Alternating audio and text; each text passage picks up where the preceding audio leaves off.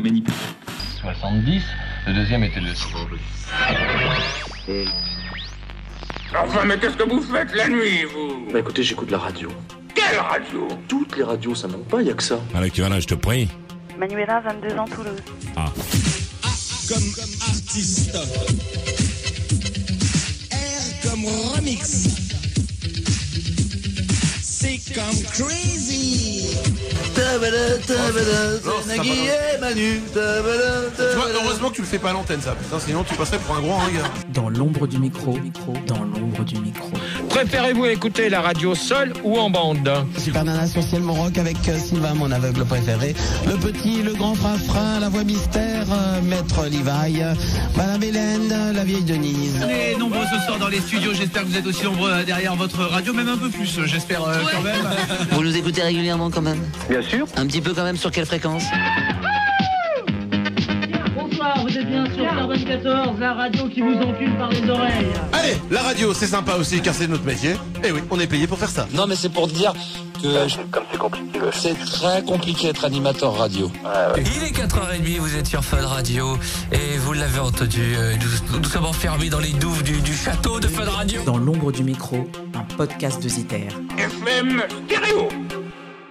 Et bonjour à tous, c'est Ro, bienvenue dans l'ombre du micro. Je suis hyper heureux de continuer ce formidable épisode avec Florent qui était l'assistant de Max, le standardiste de Max entre 1995 et 1997. On est toujours dans l'épisode 1 dans l'ombre du micro, mais partie 2 parce qu'au final on s'est retrouvé à faire 2h30 dans le premier podcast et il se trouvait que j'avais encore la moitié des sujets à aborder avec toi. Donc je me suis dit on va peut-être pas faire un épisode de 7 heures, c'est pas un discours de Fidel Castro. Ah, tu replonges dans des souvenirs, il y a des choses qui reviennent, Ouais. qui remonte, on se souvient. Enfin, c'était tellement dense comme époque. C'est ça, il y a des choses à dire. Il y a pas mal de choses à dire, d'autres à pas dire, mais Ouais, pas tant que ça, franchement. non, pas tant que ça, parce que comme je dis, j'ai rien à cacher, j'ai rien à. Mais non, ça remonte, et je suis sûr que soir en rentrant chez moi, j'aurai encore des choses qui vont remonter. Hein. Bah écoute, n'hésitera pas, on se fait une petite liste pour la prochaine fois. Pas de souci. Voilà, pour atteindre les 10 heures, je pense. Non, En tout cas, la dernière fois, on a parlé déjà de plein de choses. Si vous n'avez pas écouté l'épisode 1, bon, bah, commencez par la partie 1, c'est mieux. On a parlé évidemment de Gérard de Suresnes, des auditeurs, on a parlé des jeux cultes, on a parlé de ton arrivée à Fun Radio, des gens que tu as côtoyés là-bas, etc. Mais il nous manque des grosses parties du Star System. On n'a pas parlé de musique, c'est quand même un point très important du Star System. On n'a pas parlé des interviews d'artistes, on n'a pas parlé des audiences, on n'a pas parlé de la fin, Fun Radio, comment ça s'est passé. Ça, c'est moins fun, ça. C'est moins fun, mais bon, ça fait quand même, on n'a pas... Ouais. Donc, je pense qu'il y a aussi des gens qu'on n'a pas encore cités. Et on va commencer directement, histoire d'être bien star, de faire du name dropping, avec, je l'ai promis la dernière fois, donc on va le faire directement, 7 personnalités télé avec qui vous avez eu des contacts. En fait, je pense qu'il faut commencer par le début. Ça vient de toi. Si tu regardais en fait l'émission, je vais dire tout de suite, c'est Thierry Ardisson. Tu regardais son émission, c'est ça, et t'as vu des moi, extraits. je suis un grand fan de Thierry Ardisson. Ouais. Pour moi, Ardisson, il a inventé une grande partie de la télé moderne. Carrément. Voilà, tout ce qu'il a fait. Au-delà d'Ardisson, il y avait, pareil, Baffy, compagnie, à moindre mesure. Mais il y avait Baffy qui était le sniper d'Ardisson. Moi, je me voulais le sniper de Max. Presque ça. Non, mais c'est presque ça. Bon, j'ai pas à ce niveau-là. J'ai pas été à ce niveau-là, malheureusement. Mais non, mais c'était un peu ça. Et ouais, il avait une émission Paris dernière où il se trimballait dans Paris la nuit. Il allait voir les lieux un peu mythique, choquant, à la Ardisson, quoi. Et il tournait ça en plan séquence. On le voyait traverser Paris en voiture, en accéléré. Et soit il y avait des extraits de musique faits par sa femme à l'époque, ses compiles, la Paris dernière d'ailleurs, qui sont une très bonne compile. Et sinon, un jour, il passe, j'écoute, et là, je m'entends dans son autoradio. En fait, il passait pendant... Et il passait les émissions de Max, en fait, de temps en temps. Et tiens, ça nous a... Max aimait bien Ardisson aussi. Je lui en parle et tout. Il me fait, essaye de l'avoir, là, s'il fait ça souvent. Voilà, comme ça, par curiosité. Et j'appelle son bureau, j'ai son assistante. Finalement, elle reprend le numéro... Thierry Ardisson rappelle l'émission et dit ouais, mais j'adore, j'écoute dans la voiture la nuit, justement, la nuit, pendant que je fais mon émission, je vous écoute. Un jour, je veux venir filmer. Voilà, il vous rappelle lui-même, quoi. Ouais, il rappelle lui-même. Et puis dans le bureau on avait laissé le numéro de la ligne directe. Et je viens filmer et tout. On donne un rendez-vous 15 jours après. Il débarque en direct, pendant l'émission, en plein direct. Il est en train de tourner, lui. Il est en train de tourner. Et vous aussi, vous êtes en direct. Et nous, on est en direct et il filme et il repart. Donc c'est-à-dire, ça dure, c'est quoi? Il est en train de filmer 3 en plan minutes. séquence, 3 minutes? 3 minutes. La séquence, elle est sur Internet. On la retrouve sur bah, je YouTube vais- facile. Et c'est le seul contact qu'on a de base avec lui. Après, Max le rappelle quand même. On le rappelle. Il y a un petit échange assez drôle. Voilà, Max qui vanne Ardisson, Ardisson qui vanne Max. au Voilà. téléphone, comme ça. Et de temps en temps, il appelait pendant l'émission, ou on l'appelait. Vous l'avez fait passer, du coup, à l'antenne? Ouais, il le passait de temps en temps, Ah, ok, comme je ça, savais pas. vite fait, pendant 2-3 minutes. Voilà, et il aimait bien le concept de l'émission. Ouais. Il se dit qu'il était fan du Star System et des débats de Gérard, entre parenthèses, mais aussi Ouais. du Star System Non, à la base. à l'époque, ouais, on parlait pas encore de débat Ouais, de Gérard. À l'époque, c'était vraiment le Star System, le concept de l'émission, de la libre antenne, de passer d'une séquence à une autre, d'avoir C'est une liberté, quoi. la liberté d'avoir la porte ouverte, d'avoir n'importe qui passait dans le studio, qui intervenait. On en a eu, hein, au-delà des interviews officielles, on a eu même des gens qui sont passés à l'antenne sans dire que c'était eux. T'as des petits noms à nous donner comme ça? Oui, Alliance Ethnique. D'accord. Enfin, parce que c'était potes de Max, mais voilà, des gens d'Alliance Ethnique, des gens comme Passy, Ok. Stomy Bugsy, d'autres groupes qui marchaient à l'époque, qui On sont a peut-être perdu de passés, qu'on a perdu de vue, mais des mecs qui passaient, ouais, ils écoutaient, et puis de temps en temps, ils étaient dans le quartier, ils venaient nous dire un petit bonjour, ou ils appelaient, et puis ouais, tu me fais passer à l'antenne, ils se faisaient passer pour des faux auditeurs. Alors là, pour le coup, on savait que c'était du pipeau, mais D'accord. nous, ça nous faisait rire. Mais, Ok. Et donc, du coup, Thierry Ardisson, il a eu pour projet, à un moment donné, de faire quelque chose sur le Star System, d'adapter un petit peu. En fait, il y a eu un moment l'idée d'adapter l'émission à la télé. Alors, l'adapter, hein, pas le filmer. c'est différent. Mais vraiment d'avoir le Star System chez lui, un peu à la Wayne's World presque, tu sais, dans son canapé, machin. Et, Les gens sonnent. Les ils gens arrivent. sonnent, passent, on prend des auditeurs. T'as un coin boîte de nuit, tu fais Ricky Larsen. Enfin, après, ça, c'était des délires. Je sais pas si ça aurait été faisable. Mais voilà, c'était des idées de faire la même chose. Animé mais... par Ardisson, du coup? Ou Non, par Max. Par Ouais, Max, donc produit par Ardisson. À l'époque, Ardisson, pour 2 émissions télé qu'il faisait, il en produisait 15. Ouais, je comprends. Et finalement, voilà, ça a été à l'étude. Mais il y a eu des séances de travail, du coup, où Non, t'as été là? juste des réunions, des discussions. Moi, j'ai eu des séances de travail avec Max où on a un peu réfléchi Qu'est-ce qu'on peut faire. Qu'est-ce qu'on peut faire. Lui, il en parlait après. Mais ça a été vite tué dans l'œuf parce qu'il y avait d'autres projets télévisuels pour Max. Voilà. En fait, Max, il est allé sur M6 au final. Il est allé sur M6, qui était déjà notre employeur à l'époque. Oui, il y avait déjà un rapprochement énorme entre le groupe RTL et M6 en fait. Ah bah c'était les mêmes propriétaires. Ouais. Oui, c'est ça. C'est juste que là, vous étiez pas au même endroit physique, contrairement à maintenant où en fait Fun Radio est en face d'M6. Oui. Mais vous, à l'époque, vous étiez. Non, il y avait déjà des synergies. De toute façon, à l'époque, on les avait. Hein, quand on faisait les Dance Machines à Bercy, c'était drôle parce que c'était quand même pas la musique qu'on passait à Fun. Pas encore, ouais. Ouais, pas encore. Mais sur les Dance Machines, il y avait les équipes de Fun et de M6 qui animaient en même temps. Les équipes de Fun animaient ce qui passait pas à la télé. Les équipes d'M6, mais sur la scène de Bercy, les animateurs animaient pareil. Ouais. Ça, c'était une émission d'M6, Dance Machine. Alors, il y avait l'émission, mais il y avait des shows à Bercy. Il y en a eu 5-6. C'est un dérivé, quoi. Où c'était un grand concert avec tous les trucs, les technotroniques, Dr Alban, tout. C'était un énorme concert. Bercy était plein. Comme il y a eu Urban Peace pour Skyrock, voilà, c'est un peu ces concepts-là. Et il y en a eu 5-6, je crois, à Bercy. Ah ouais, c'est quand même énorme. Avec Bercy plein. Hein. Nous, on s'éclatait. Nous, on était comme des gamins. Hein. Ouais, et après, je crois que ce qui en a découlé, c'est Starflore. C'est devenu Starflore chez Fun Radio. Ah oui. Mais c'est un peu le même pour ceux qui ont connu Starflore. C'était le truc. C'était un peu les gens à la mode dans la dance qui passaient. Et nous, ça nous faisait rire. Nous, on débarquait là-dedans, mais on était une bande de petits fous. On nous demandait de chauffer Bercy avant le passage télé, mais c'était n'importe quoi. Okay, nous, on était comme des gamins. Mais moi, je crois que j'étais un truc qui m'a le plus impressionné. J'étais sur la scène centrale, donc scène centrale de Bercy vide. Ah, pour répétition ? Non, on s'amusait. Okay. Et là, ils ont ouvert les portes et j'ai vu Bercy se remplir. Les gens courir et tout ? Courir et tout. Et en 20 minutes, quoi. Bercy vide. Boum. Et passer à Bercy plein, c'est impressionnant. Ouais, c'est quoi ? C'est 20 000 Ouais, à peu près 17 ou. Hallucinant. Mais c'est, Et là, tu fais waouh. Ah ouais. Mais c'est sûr, vous avez vécu des trucs de fou. Ouais, bah ça, c'est des souvenirs. Nous, on faisait. Et comme des gamins, c'était pire que des gamins, quoi. Ouais. Mais au final, c'est vrai que c'est peut-être un défaut, hein, mais je me dis, si Max avait fait avec Ardisson, au final, si t'avais fait de la télé, qu'est-ce que serait devenu ta vie, tu vois ? Est-ce que ta vie aurait changé ? Avec les on fait beaucoup de choses. Oui. Mais c'est pas la seule chose qui aurait pu changer ta vie. Un jour, un auditeur t'appelle au standard et il t'a parlé de son idée, un site internet où on pourrait écouter des disques à la demande. Est-ce que tu vois de quelle histoire je veux parler? Ouais, tout à fait. Oui, non. Donc, c'était pas l'auditeur. Enfin, moi, c'était une idée que j'avais déjà. Ah, ok, toi, t'avais eu cette idée. Moi, j'avais envie d'une radio où je puisse choisir mes disques.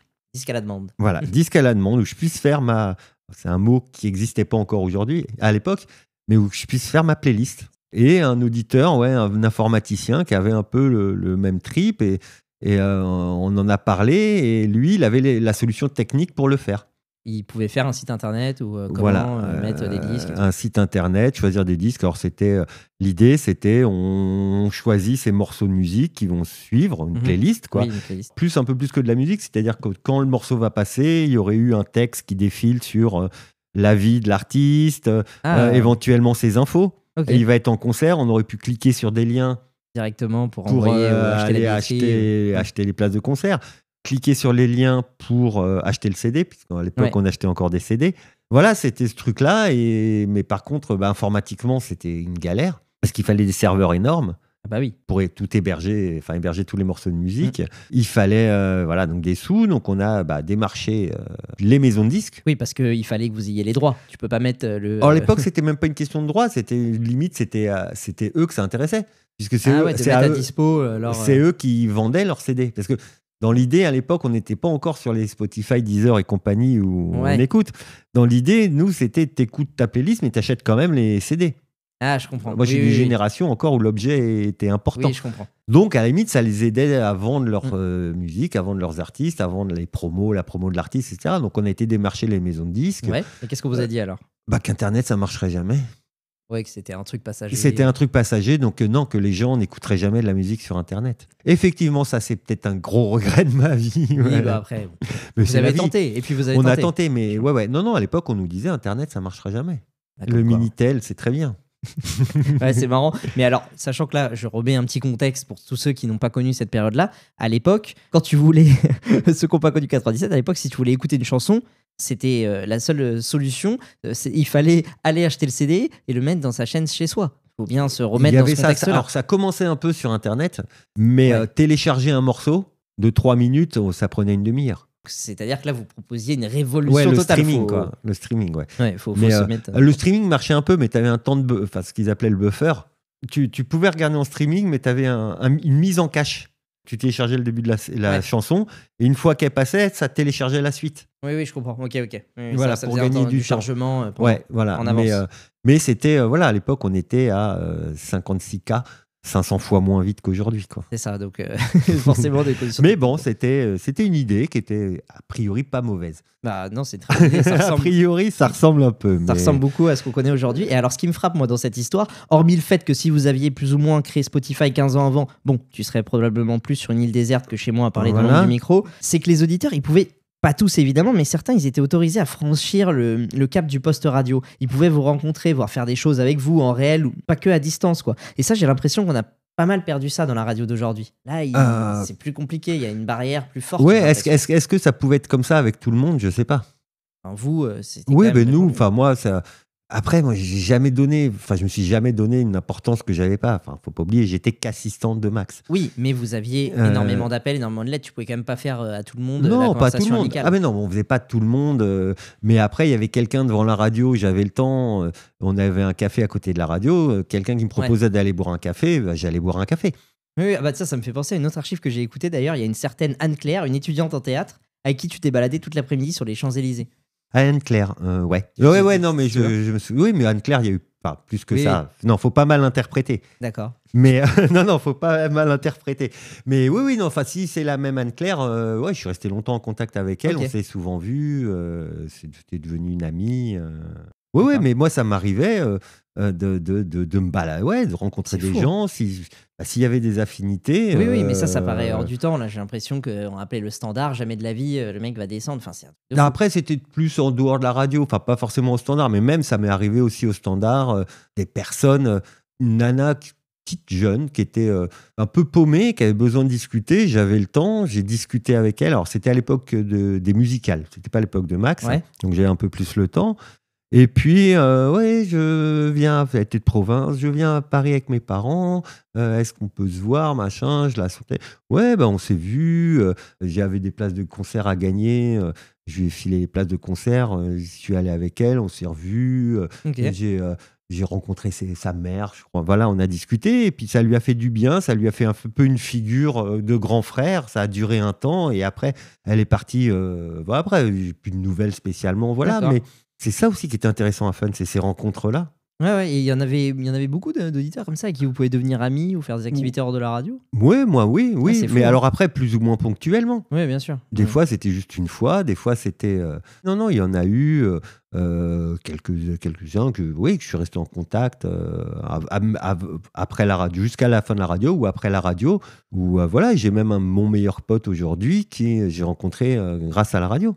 Ah, c'est génial. Non, mais Voilà, c'est- des 25 ans après, on est toujours en contact, on se voit souvent, enfin souvent pas trop parce qu'il habite à l'autre bout de la France, mais non, on est en contact, voilà, c'est souvent, et on n'a jamais perdu le contact depuis l'époque, quoi. Ouais, mais il y a un côté réel, spontané que j'ai l'impression qui est. Mais moi, qui c'est était- ma passion aujourd'hui. Enfin, moi, c'est aussi une question de personnalité. Moi, aujourd'hui, si je pouvais, je vivrais que pour rencontrer des gens.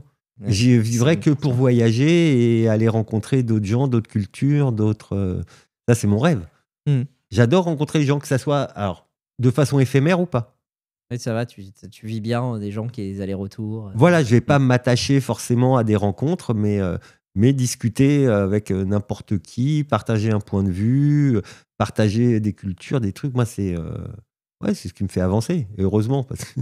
Oui, mais je pense que ça, c'est un peu le principe de la radio. Là, pour le coup, une Voilà. antenne, c'est un peu ça le principe. Voilà, hein. Il y a des et gens moi, qui de viennent nous voir les parler. gens dehors, ils veulent prendre un café, on discute. Ouais, des fois, tu sens qu'ils ont un peu plus besoin de discuter, tu fais un peu plus attention. Après, il y a d'autres moments, c'est un peu plus dangereux, mais... Ouais, c'est sûr. Il y a forcément, de toute façon, comme à tout, hein, il y a une part de risque dans toutes les activités. donc c'est Non, mais normal. après, moi, je fais ça de façon naturelle, bienveillante. Il y a moi, j'ai vu des auditrices, en l'occurrence, qui avaient d'autres idées derrière la tête. Bah, c'est normal de se rapprocher de Max et tout. Non, puis même j'imagine. quand tu dis, non, écoute, tu vas pas venir dormir chez moi, Ouais. ça le prenait mal. Ah, c'est marrant. Pourtant, on aurait pu en profiter, mais bon, Oui, voilà. c'est ça, t'aurais pu. Mais non, c'est dangereux, c'est trop dangereux. Ouais. C'est le truc à pas faire. Il y a plein d'animateurs qui se sont fait avoir avec ça. C'est clair. Encore aujourd'hui, là, c'est un peu chaud. Bon, bref, on n'est pas là pour faire un dossier, mais parce ouais. que c'est c'est le même problème, justement. Bon, après, Oui, après, ça dépend. Chaque histoire est particulière. C'est clair, mais, c'est clair. mais si, c'est le danger du truc et c'est le danger de. T'en profites, oui, mais après, ça te retombe dessus, quoi. Oui, mais à il y a l'époque, un peu. déjà. Hein. Ah ouais. Bah, on entend les archives, les trucs. Ah, il y a des. Il faut en retrouver, mais c'est le danger de la libre antenne. Moi, j'ai des souvenirs de certains animateurs où une auditrice parle d'un autre sujet et à l'antenne, boum, balance. Ouais, j'ai couché avec un tel, il veut plus me répondre. Ah ouais, bah, ça, de toute façon. Ouais, et ça, quand t'entends ça, tu fais, faut pas que ça m'arrive. Ouais, c'est clair, faire gaffe. Mais non, c'est le même problème. Bon, ouais. C'était non, mais c'était intéressant, c'est ce côté, voilà, la proximité avec les auditeurs. Justement, pour revenir au standard pur et dur, toi qui as eu qui a décroché des centaines et des milliers d'appels, c'est quoi la chose la plus folle que tu as eu au standard? Je sais pas. Ouais. C'est dur hein, de classer. Ouais, non, la plus folle. Non, je sais pas, ça va tellement vite. Si, allez, un ministre. Un ministre, t'as eu un ministre au standard? Ouais. Qui est pas passé en son nom, j'imagine. À moi, il m'a dit son nom, mais il est pas passé à l'antenne. Mais il t'a appelé pourquoi il voulait réagir. Son fils avait fugué. Et la seule personne qui pouvait essayer de convaincre son fils de rentrer, c'était Fun Radio. Et du coup, vous avez fait quelque chose pour lui? Alors, ouais, mais pas à l'antenne. Ah, donc c'est quoi, Max a appelé le gars? Il s'avère que... Bah non, parce qu'il n'y avait pas de téléphone portable à l'époque, donc les gens nous appelaient. C'est vrai que ça, il faut se remettre dans le contexte de l'époque. C'est arrivé plusieurs fois où des parents nous appelaient parce qu'ils n'avaient pas de nouvelles de leur gamin. Donc passer un appel à l'antenne. Passer un appel, ils savaient que les parents, il n'y a que vous qu'ils écoutent. Et le ministre, non, mais j'avais eu le gamin 5 minutes avant. Parce que lui, il était paumé, il ne savait pas quoi faire. Et donc, tu as réussi à gérer la situation? Et on a géré et on a organisé un rendez-vous en terrain neutre à Fun Radio. Et voilà. Et donc, il est venu le chercher à Fun Radio? Ouais. Incroyable. Et bon, là, c'est vrai que c'est le plus dingue parce que c'est un ministre, mais c'est arrivé peut-être une dizaine de fois. Ah ouais. Avec qu'on fasse la médiation en antenne entre les parents et les enfants. En plus de ton travail, des gens que tu dois caler à l'antenne, c'est fort de arriver à tout gérer. Parce que Ouais, on y arrive. Il y a des cas où on pouvait pas gérer. Hein. On renvoyait sur le doc quand c'était vraiment très grave. Mais c'est ça qui était magnifique aussi. Au-delà du côté délirant avec cette émission, il y avait une réelle communauté. J'ai un souvenir là, qui me revient. Un jour, une nana qu'appelle. Alors pourtant, le leitmotiv de Max, c'était on n'est pas love in fun, c'est pas vos problèmes. On fait pas les problèmes, comme on fait pas les problèmes, on délire. Il y a une nana qui appelle pour délirer. Et je sais pas pourquoi Max sent qu'il y a un petit truc derrière. Et il décide de parler avec elle. Et là, on découvre que la nana, elle a plein de problèmes, elle est au chômage, elle peut pas, machin. Et elle est dynamique. Et Max lance un appel. Il dit, voilà, elle habite dans telle région, dans tel coin. Regardez-la, elle est cool, elle se laisse pas aller, elle est dynamique. Si vous avez un job à lui proposer, appelez. Ouais. Dans les 2 heures, on a le job. Elle a un entretien. On la rappelle le lendemain pour avoir des nouvelles. Elle fait mais j'ai un problème. Enfin, j'ai pas de voiture, j'ai rien, j'ai pas une thune. Je vais à la rue, c'est à 1 heure de chez moi. On trouve un taxi qui l'emmène, un auditeur taxi qui l'emmène à son rendez-vous, qui la ramène chez elle. C'est fou. Elle a le boulot. Mais non. Maintenant, comment elle fait pour aller au boulot? Il lui faut une voiture. Ouais. Donc la nana, elle devait être vers Clermont-Ferrand. Il y a un garagiste, un mec qui habite à Rouen, qui appelle, qui dit moi j'ai une voiture, faut la réparer, mais je la donne. Maintenant, il faut la réparer. Il y a un garagiste de Lille qui appelle. Moi, je viens, je répare ta voiture. Mais c'est la folie. Voilà. Et ils ont voiture réparée, machin. La voiture, ils l'ont convoyée, ils l'ont descendue à la nana. Elle a eu le boulot et voilà. C'est génial, non mais voilà. C'était aussi cette communauté, l'émission. Ouais, mais je pense que là, tu as révélé en fait le secret, pour moi, absolu du succès d'une émission radio.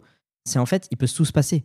Oui. On ne sait pas ce qui va se passer. Non. Max, il peut être sérieux, comme il aurait pu lui raccrocher au nez en 30 secondes en lui disant une saloperie. Oui, non, mais c'est ça qui est énorme en fait. Oui, c'est ça. Et puis, on l'a pas forcément passé à l'antenne toute la suite. On a fait un appel quand fallait la voiture, mais voilà, après, on n'a pas passé. Non, ça a été le truc, je sais pas. Il y a quelque chose qui a touché Max. Je sais pas comment il a fait pour trouver cette faille, sentir cette faille. Il est parti dessus parce que le délire de la nana lui plaisait. Justement, son enthousiasme de pas s'apitoyer sur elle-même et de dire tiens, je vais appeler, je vais délirer, ça va me faire du bien. Et voilà, et c'était ça aussi l'émission, c'était ça aussi le contact avec les gens. Max a eu plein de contacts aussi avec les gens, des auditeurs en antenne qui avaient des problèmes. Il en a jamais fait écho. Oui, il a fait ça des fois pas pour la gloire, pour le. Non, et voilà. Et c'était ça le contact humain. Moi j'aimais ça, j'aimais rencontrer les gens. Je me prenais pas au sérieux non plus. Pourtant, on va parler tout à l'heure des audiences. T'aurais pu, parce que vraiment incroyable, les audiences, le succès que cette émission a eu, vu comment elle a marqué des générations. Et on va parler chiffres tout à l'heure.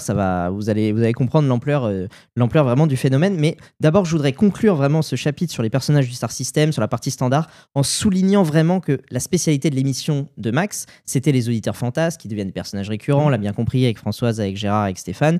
Et les personnages, d'où viennent-ils? Du standard. T'es donc Florent, en tant que standardiste, la personne la plus importante de l'émission, parce que c'est de toi que dépend le casting des gens présents sur l'antenne et qui vont faire que Max sera ou non inspiré pour faire des moments de radio mémorables. Donc je veux vraiment que nos auditeurs prennent bien conscience que ton pouvoir sur l'émission, il est énorme en fait. Il est énorme. Ah oui, il est énorme. Le jour où t'as un coup de moins bien, tu flingues l'émission. Oui, parce que si tu choisis en absolu, oui. Vois, après, il y a toujours des roues de secours parce que Max était toujours capable de partir dans un délire tout seul, dans un machin. Mais quand même. Mais oui, ça peut être. On a une responsabilité en tout cas, aussi bien éditoriale de ce qu'on fait passer, de ce qu'on peut dire. La responsabilité est énorme. On peut faire passer n'importe qui va dire n'importe quoi. C'est ça. Si tu fais une erreur, hop, t'as un dérapage, c'est pour toi. Ouais, il y en a qui en ont eu. Hein, bien sûr. Et ça arrive très souvent. Ça arrive, voilà. Mais oui, la responsabilité. Après, voilà, non, faut pas exagérer non plus. C'est l'animateur qui sait rebondir sur les auditeurs. Oui, mais il y a on peut passer des auditeurs excellents à certains animateurs, ils en feront rien de bon. Non, mais tu sais, franchement, c'est vrai que non, c'est vrai que c'est important. Oui, c'est ce qui va donner le rythme aussi à l'émission. Carrément. Florent, dans l'épisode numéro 1, j'ai parlé de tes connexions avec Max, qui était ce goût pour l'improvisation. La deuxième chose qui vous relie profondément, selon moi, tu vas me dire si j'ai raison, c'est la musique. Parce que Max, c'est un énorme connaisseur de musique. Je pense qu'il faut commencer par là. Toi, t'arrives avec quelle culture musicale quand tu rejoins son émission en 95 ? J'arrive avec une culture essentiellement rock. Ouais. Un peu new wave, dark wave. Donc là-dessus, on se rejoint un peu. Ouais, vous avez une petite connexion quand même sur ça. Mais moi, essentiellement rock, punk, un peu musique alternative à l'époque, tous ces groupes. Les débuts de la Mano Negra, les choses comme ça. Mais voilà, mais essentiellement rock et un peu de classique. Est-ce que tu étais un peu admiratif de Max et de sa discothèque musicale infinie dans son cerveau ? Ah, clairement. Ouais. Ah, clairement, Le mec est clairement, hallucinant. c'était, oui, c'était hallucinant et je m'en suis inspiré. J'ai pioché dedans allègrement. Bah, t'as et- bien fait qu'on est au contact d'un tel mec. Et je continue, mais oui, il était. Niveau musique, il était fort. Il était très, très, très, très fort. Bah, il faut dire qu'en plus d'être DJ et un DJ fidèle à son univers, personnellement, moi j'admire les gens qui, peu importe les modes, les tendances actuelles, ils restent dans ce qu'ils croient. Et Max, c'est assez le cas avec la techno parce que oui, c'était certes en train de gagner en popularité à l'époque, mais ça restait très underground quand même. À l'époque, Quand oui. il a lancé, À l'époque, il n'y avait pas de radio nationale. Il y avait que FG en Ouais. région parisienne qui passait de l'électro, quoi, de la techno. C'était un risque quand même. Après, mais il allait. Enfin, c'est un risque, mais il y avait aussi toute sa culture. C'était énorme. C'est tous les Dead Can Dance, etc. Qui aurait osé passer Dead Can Dance en France sur une radio nationale? Ouais, alors précise pour tous ceux qui n'ont pas C'est la de c'est de la dark web, de la new web. Enfin, c'est un complément. C'est très très violent quoi. Ah non, c'est pas violent. C'est au contraire, c'est limite des chants grégoriens. Ah ok, d'accord, je confonds avec je sais pas quoi. Alors. Non, c'est limite c'est le vrai gothique. C'est du D'accord. chant gothique, mais pas comme on l'entend aujourd'hui. Ok. Si, pour simplifier, la BO de Gladiator, c'est la Chef-d'œuvre. chanteuse de Dead Can Dance. Ok. Voilà. Et il y a eu effectivement le boom de l'électro, mais il y a eu toute cette partie-là qu'il a fait découvrir Ouais. aux gens avant, qui était énorme. Les groupes comme Trisomie 21. Enfin, alors ça, c'est vraiment la première époque. Non, il avait une culture au-delà de ça. Après, il s'est mis dans la techno à fond aussi, mais Pur énorme. mais Et très éclectique quoi. très éclectique, oui, c'est ça. Et donc Max, en plus d'être DJ dont la principale compétence est de découvrir de bons disques à jouer, et ben Max, dans son autre métier d'animateur radio, c'est lui-même qui choisit les CD qui passent dans ses émissions. Et le fait de programmer musicalement soi-même son émission, pour tous ceux qui travaillent pas dans le milieu de la radio, qui sont un petit peu étrangers à ce monde, sachez que c'est extrêmement rare. Souvent les gens sont étonnés, ah bon, c'est pas Thomas d'Énergie qui choisit les disques dans son émission? Non. Pas du tout. Il y a des programmateurs musicaux dans les radios et en plus de ça, il y a un logiciel qui a des consignes très précises. 40% de chansons françaises, pas deux fois le même artiste dans la même heure, pas de titres trop anciens, trop proches. Et c'est très très très codé. Et un animateur de radio musicale comme RFM, Énergie, Fun Radio, RTL2, Skyrock ou autre, qui remplacerait un disque par un autre, même qui inverserait l'ordre de deux titres, il aurait de très très gros ennuis avec la direction. C'est très codé. Bah après, la chance qu'il y avait, c'est que tous ces codes, ils étaient déjà d'actualité, Ouais, c'est notamment ça. les 40% de chansons françaises, en fait, ils ont été mis en place Pendant que Max était... ouais. voilà. Mais tout ça s'arrêtait à 22h. En tout cas pour Max. Parce Non, que je pour pense- dans la loi. Oui, mais là, à l'heure actuelle aussi. Et c'est pas pour autant. Ah oui. À l'heure actuelle Voilà. aussi. Et c'est pas pour autant que Ah oui, le c'est mec pas qui fait pour la nuit autant. sur Fun Radio, il se fait un non. délire à mettre, comme tu disais tout à l'heure, tu Oui, vois. oui, mais l'avantage, c'est ça. C'est déjà à 22h, on était dégagé Hors de quota, hors certes. quota. On était dégagé de cette obligation-là. Après, Max, c'était de la libre antenne. Donc, de toute façon, il n'y avait pas X disques à passer par heure. Oui, mais même dans les disques, maintenant, il y a des consignes. Ah oui, non, mais en il y a plus, des oui, listes, voilà, etc. c'était- Mais certes, oui, c'est vrai qu'il avait, de fait, par l'horaire et par son émission, une liberté. Ouais, une liberté. Et que lui, il a. explosé. Il Voilà. nous est arrivé des jours, on allait dans un magasin de disques avant l'émission. Voilà, donc à fermer, tu peux. Oui, pas de marque. Virgin Megastore. Megastore à Paris. Ouais. On écoutait tout ce qu'on connaissait pas. On passait 2 heures, 3 heures à écouter. On prenait les disques qui nous plaisaient, les découvertes qu'on connaissait pas, et on arrivait à l'antenne et écoutait ce qu'on a acheté aujourd'hui. Mais Donc je ça, trouve- c'est vrai que c'est. Mais la radio devrait faire ça. Et oui, mais sauf que là maintenant c'est des deals. En fait, le Oui. rapport de force qu'on avait évoqué sur les maisons de disques qui voulaient absolument passer chez vous, là maintenant c'est le contraire. C'est les maisons de disques qui disent bon par contre, je vous explique, Oui, maintenant. si vous voulez en premier Stromae, il faut passer le petit artiste, Voilà. etc. Donc c'est plus pareil, mais je trouve que l'anecdote des Virgin Megastore, elle est super parlante parce qu'en fait, Max, il va avoir tout écouté, il veut constamment rechercher ce qui se fait de neuf, les nouvelles tendances qu'il pourrait ne pas connaître, et c'est grâce à cette curiosité et à son flair, parce qu'après il faut trier. Parmi tout ce qu'on écoute. Non, mais après, c'est même pas un tri, c'est on aime ou on n'aime pas. Oui, mais quand même, j'imagine qu'il qu'il sélectionne, etc. Parmi sa sensibilité, certes, mais quand même, il a réussi à trier, et c'est grâce à ce flair qu'il a fait des coups sensationnels. Je pense notamment à l'interview des Daft Punk en 2001. T'étais pas là, Florent, parce Non. que c'était après ton passage à Fun Radio. En revanche, une autre interview légendaire où tu étais bien là, dans un tout autre style d'ailleurs, ce qui prouve encore une fois l'éclectisme de Max, on le dira jamais assez, c'est l'interview d'ACDC. Alors là, les studios à Neuilly-sur-Seine, ils étaient au sous-sol. Ouais. Et toi, Florent, lors de cette interview, le 12 septembre 1995, tu es au rez-de-chaussée, à l'entrée de Fun Radio, au contact des fans. On écoute et on en parle juste après. Bon, on va faire un petit point dehors, comme on vous l'a dit, il y a énormément de monde devant la radio pour l'avenue. Okay, now we're gonna go outside with Et roving normalement, reporter, si tout se passe bien, Florent. on a Florent. Florent, t'es là? Florent Allô Florent Est-ce que tu nous entends? Très mal, il y a du monde dehors. Eh ben fais-les crier pour montrer qu'il y a du monde dehors.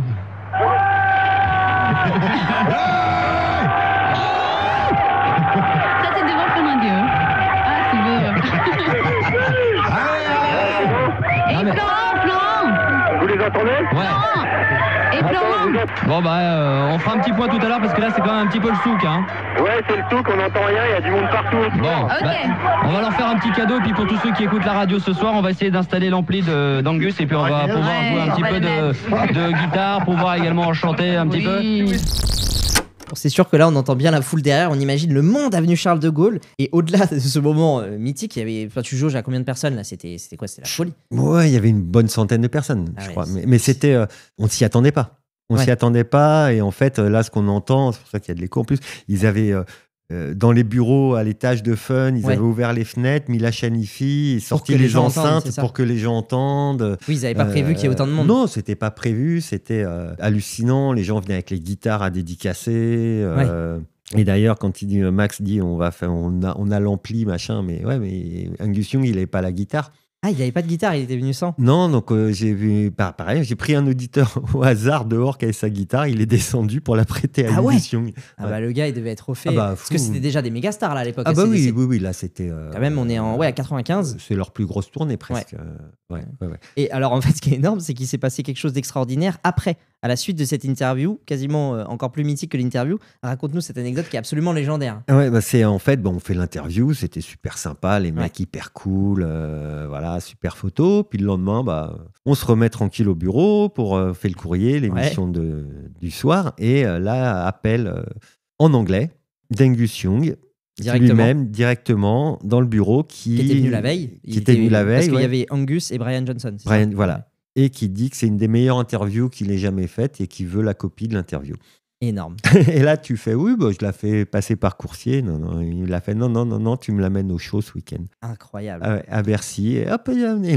Donc toi, tu parlais tranquillement. Avec Angus Young. Au téléphone, tranquille. Tranquille. Là, j'étais moins tranquille. Non. Il y a quand même des. Là, c'était Angus Young quand même, mon idole de jeunesse. Moi, à CDC, c'était quand j'étais gamin.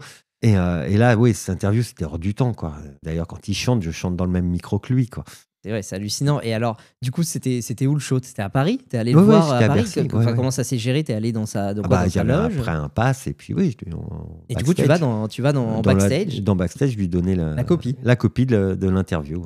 Incroyable. C'est des gens qui sont adorables, c'est ça. C'est c'était très sympa, quoi. Oui, ils se prennent pas au sérieux. Ça vaut d'être des méga stars. Ils sont hyper disponibles. Ils se prennent pas au sérieux. Il y en a comme ça. Voilà, leur carrière, elle est derrière. Hein. Là, les gars, ils étaient là juste pour kiffer, quoi. Mais ils n'ont plus rien à prouver. Ils n'ont plus rien à prouver, voilà. Et c'est toujours plus facile de rencontrer des gens qui n'ont plus rien à prouver. Oui, c'est sûr. Mais c'est hallucinant. Comme ça, là, t'as pu aller voir en backstage, voir au téléphone. Faut quand même, t'imagines, tu dirais ça à n'importe quel fan, le mec, il tombe par terre. C'est fou ce que t'as vécu. Ah bah oui, non, mais c'est ça qui est compliqué aussi à gérer. Moi, à l'époque, j'ai 20 ans, je revois mes potes de lycée. Qu'est-ce que t'as fait aujourd'hui? J'ai eu Angus Young au téléphone, ça passe mal. Mais après, moi, ça me paraissait normal. Enfin, pas normal, mais... Tu jaugeais pas? Je jaugeais pas. C'était la live, quoi. Voilà, je faisais ça, c'était ça. Ouais, sur le coup, je m'en rendais pas compte. Incroyable. Bon, juste pour ceux qui n'ont peut-être pas les refs d'ACDC, c'est I Wait Well. Bon, c'est plein de morceaux évidemment mythiques. Mais Florent, sache que tu n'es pas le seul à avoir été marqué par cette interview d'ACDC en 1995. L'excellent Peleux et son site Histoire radiophonique, il a interviewé Max en 2017 et lui a demandé son plus beau souvenir en radio. Réponse de Max, je cite: « Je vais pas me la jouer, mais avec tout ce que j'ai pu faire en libre antenne, c'est dur d'en choisir un. Mais je vais revenir sur la rencontre avec ACDC. À l'époque, nous cartonnions avec Jenny le soir et ACDC était venu à Fun Radio dans les studios de Neuilly-sur-Seine. Il y avait 300 personnes devant. La police avait été obligée de venir. ACDC devait rester 1 heure, ils sont restés 2. Ils ne devaient pas jouer consigne de leur manager, ils ont joué I Wait Well et Boom Boom Boom de Johnny Hooker, dont la version Fun Radio se vend aujourd'hui des centaines de dollars sur le net.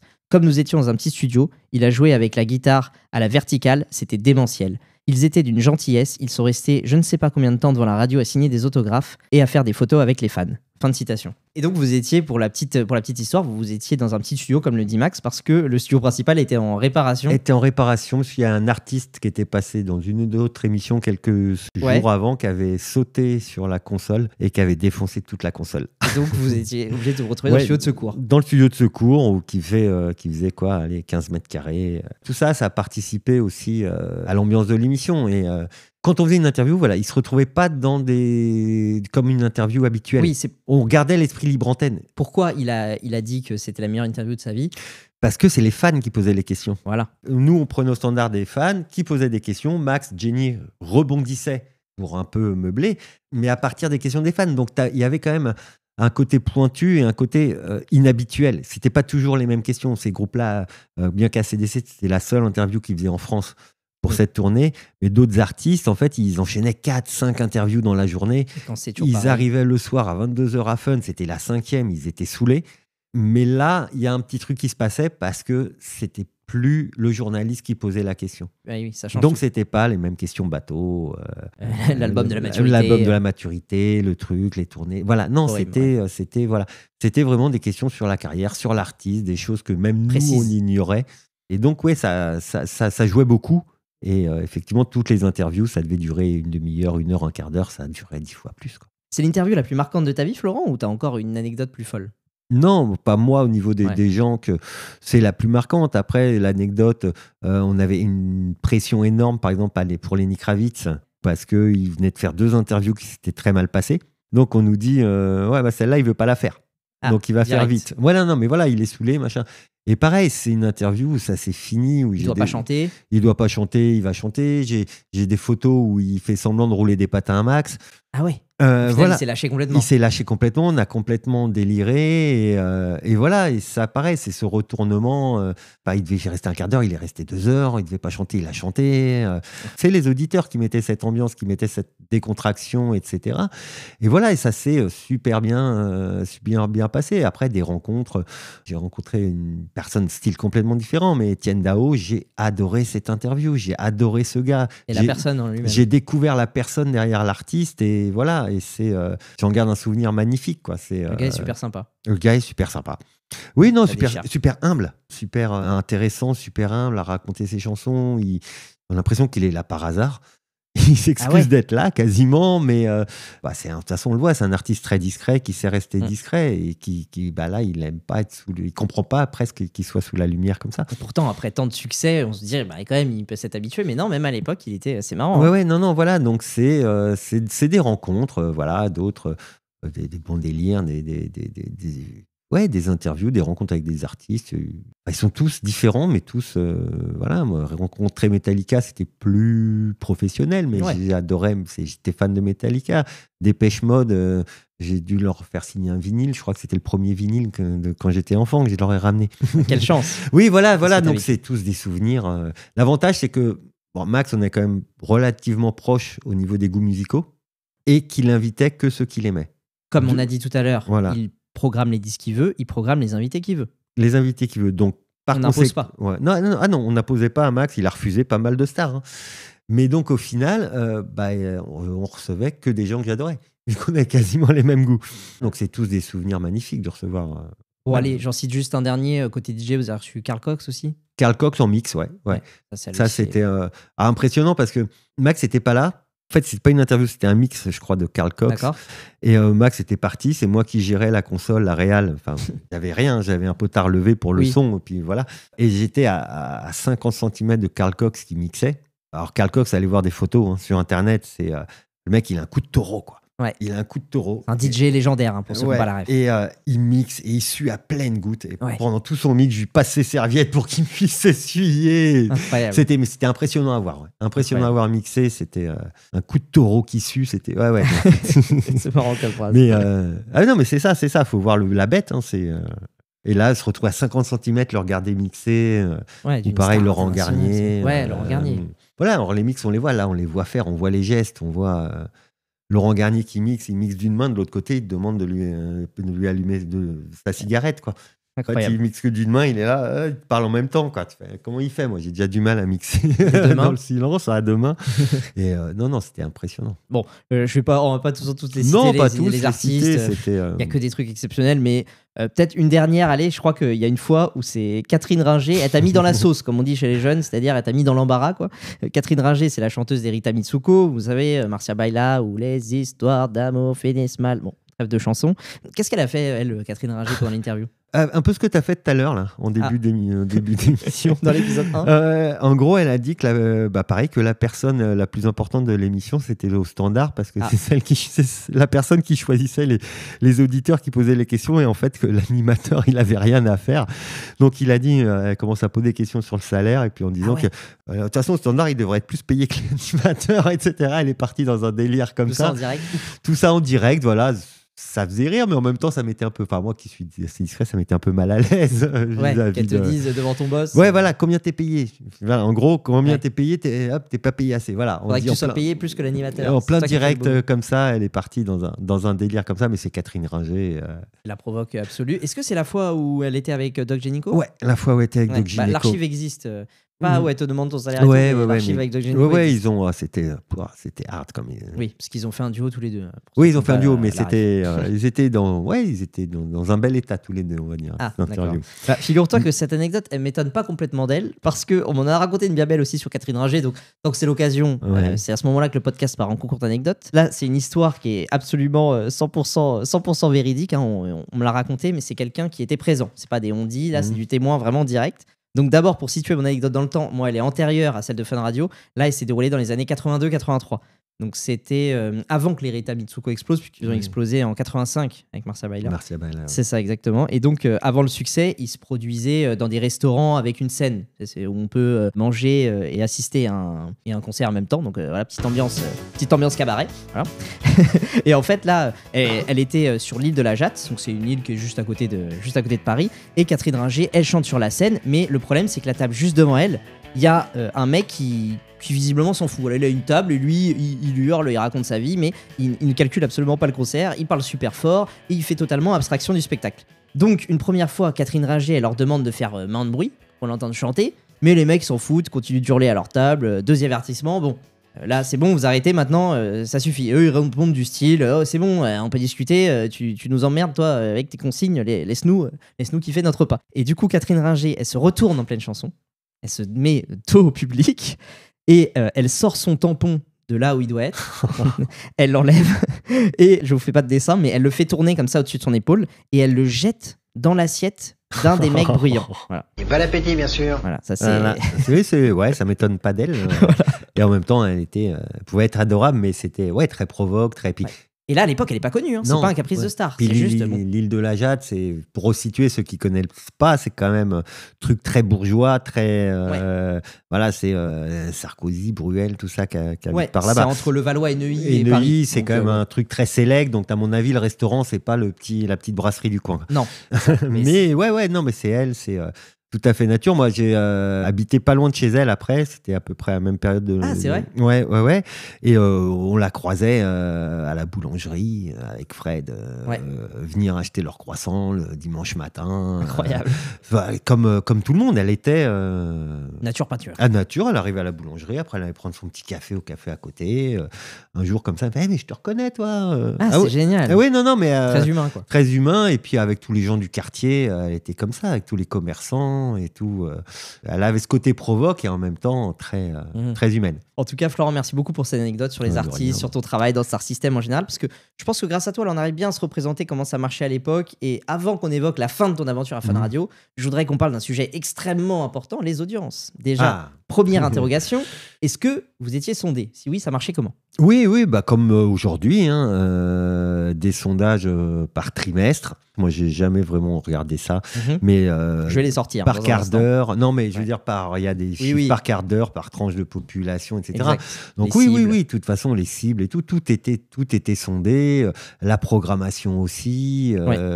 Il y avait des panels de gens qui écoutaient des disques et ils appuyaient sur j'aime pas. Aimez-vous le dernier titre de je sais pas Catherine Ringer justement? Oui, non, et on regarde. 55% rejettent. Non, il faut qu'on l'enlève de la prod. Le même pire, c'est qu'il y avait des gens dans un auditorium. Ouais. Avec un bouton rouge et un bouton vert, et S'ils aimaient, il fallait faire vert. S'ils aimaient pas, il fallait faire rouge. Et puis même, ils regardaient le temps qu'une personne mettait, parce que si elle mettait pas le vert tout de suite ou le rouge tout de suite, ça veut dire qu'elle était... Voilà, ouais.